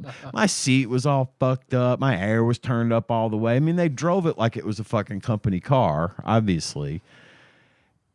And I was like, that's my car. I bought that car. I have told everyone at this office that I bought that car, and you saw my shit in it and you still drove it. You didn't think to ask anybody. He's like, well, I just thought maybe someone had left him in there from before. Before the last time someone used it, I said, yeah, they were in there from this morning when I drove it to work because it's mine. So anyway, long story short, I'm pissed. I was pissed. I'm still mad. I drove it home and I'm like, what if they had wrecked it? What if something had happened? You know, I mean, it just frosted my ass. And I talked to the guy that controls Frosted your ass? Yeah. It's better than chapped. Okay. I like frosted. Frosted, okay. that sounds nice. It does sound nice. He frosted my ass and ate it. I got my ass frosted. I got my ass totally frosted today. So Someone anyway, with Cookie Monster on that shit. Ass monster. yeah. So anyway, I went to the guy downstairs. I was like, that controls the keys. I'm like, yo, do you have any more keys for car 15? Because that's my car. I bought it. He's like, oh man, I'm sorry, dude. I'm like, it's fine. It's fine. You know, it wasn't fine. I was very mad about it, but it was fine. And I did think that, all right, there's a bright side, which is I got a spare set of keys for my car. That is nice. I didn't know existed. So now I have those keys With the fob on with it? the fob and the beep. Those are things are expensive to Yeah. replace, and I was thinking about getting one till I looked to find out how much they cost. It was like $200 or $300 for one of those things. So I was just gonna hope that I never lose my keys. But yeah, I gotta, or someone does, or someone has them, or these keys beeping at me. That's why they beep, because I only had one set. But anyway, so yeah, my car got stolen. And promptly, They only beep if someone pulls up porn on their work computer. I wish. My car got stolen, but it was returned to me with a spare key. Well, I love that it worked out. Yes, I'm sorry that someone was inside your vehicle. It was gross. Yeah. That was gross to me. But Definitely getting a blowjob. the feeling of just went to Tammy's and got some blowies real quick. I now know what it feels like to think your car's been stolen, Yeah. and I do not recommend it. It's happened to me before, but it's sucks. just because I'm forgetful. So. Yeah. Well, here's the thing. So in addition to buying the Garfield Low phone, the Sports Illustrated football phone, and that clear 90s Yes, which we phone. do Now, wait a require. minute. I'm not buying any of that. Well, if somebody buying. so add to the wish list a airbrushed with the palm trees and shit in cursive have Ian's Steel vanity license plate will slap on the front of it. I so love no that. one will make I that love that mistake. idea. But I was going to mention Ian that Steele. I think you should get a waifu wrap so that I think that would be good too. I think it would go over real well with they'll have the to girl go that fund me drives for the that. Demon Slayer car that lives a block over. well, You this know, is we could pure have- hentai. Yeah, just 100% Yeah, hardcore absolutely. porn. The hardest, the better. Yeah, no. I'll design it actually, and I don't like designing shit anymore. But like, I'll design. If you'll get the wrap, I'll design All that. right, well, I'll need our listeners to pay for that. what Hoonie Pop girl are you getting wrapped on your car? Should I go with reality, which would probably be Jessie? I don't remember the MILF. Oh, she's the Oh, okay. the I was gonna say, cougar. she's the bitch, the one I No, really, the redhead. Audrey I is hate. the bitch. Audrey, yeah. Yeah, she's a bitch. No, Jessie's the typical MILF cougar. Audrey. The easy one. And That's a good that good would be choice. a good one for the car. because she wears lots of leopard print Yes. clothing. Yes. and, yeah, Definitely get the license plate too, though. with the rainbow palm trees. Right. Yeah, Totally. yeah. Ian's steel.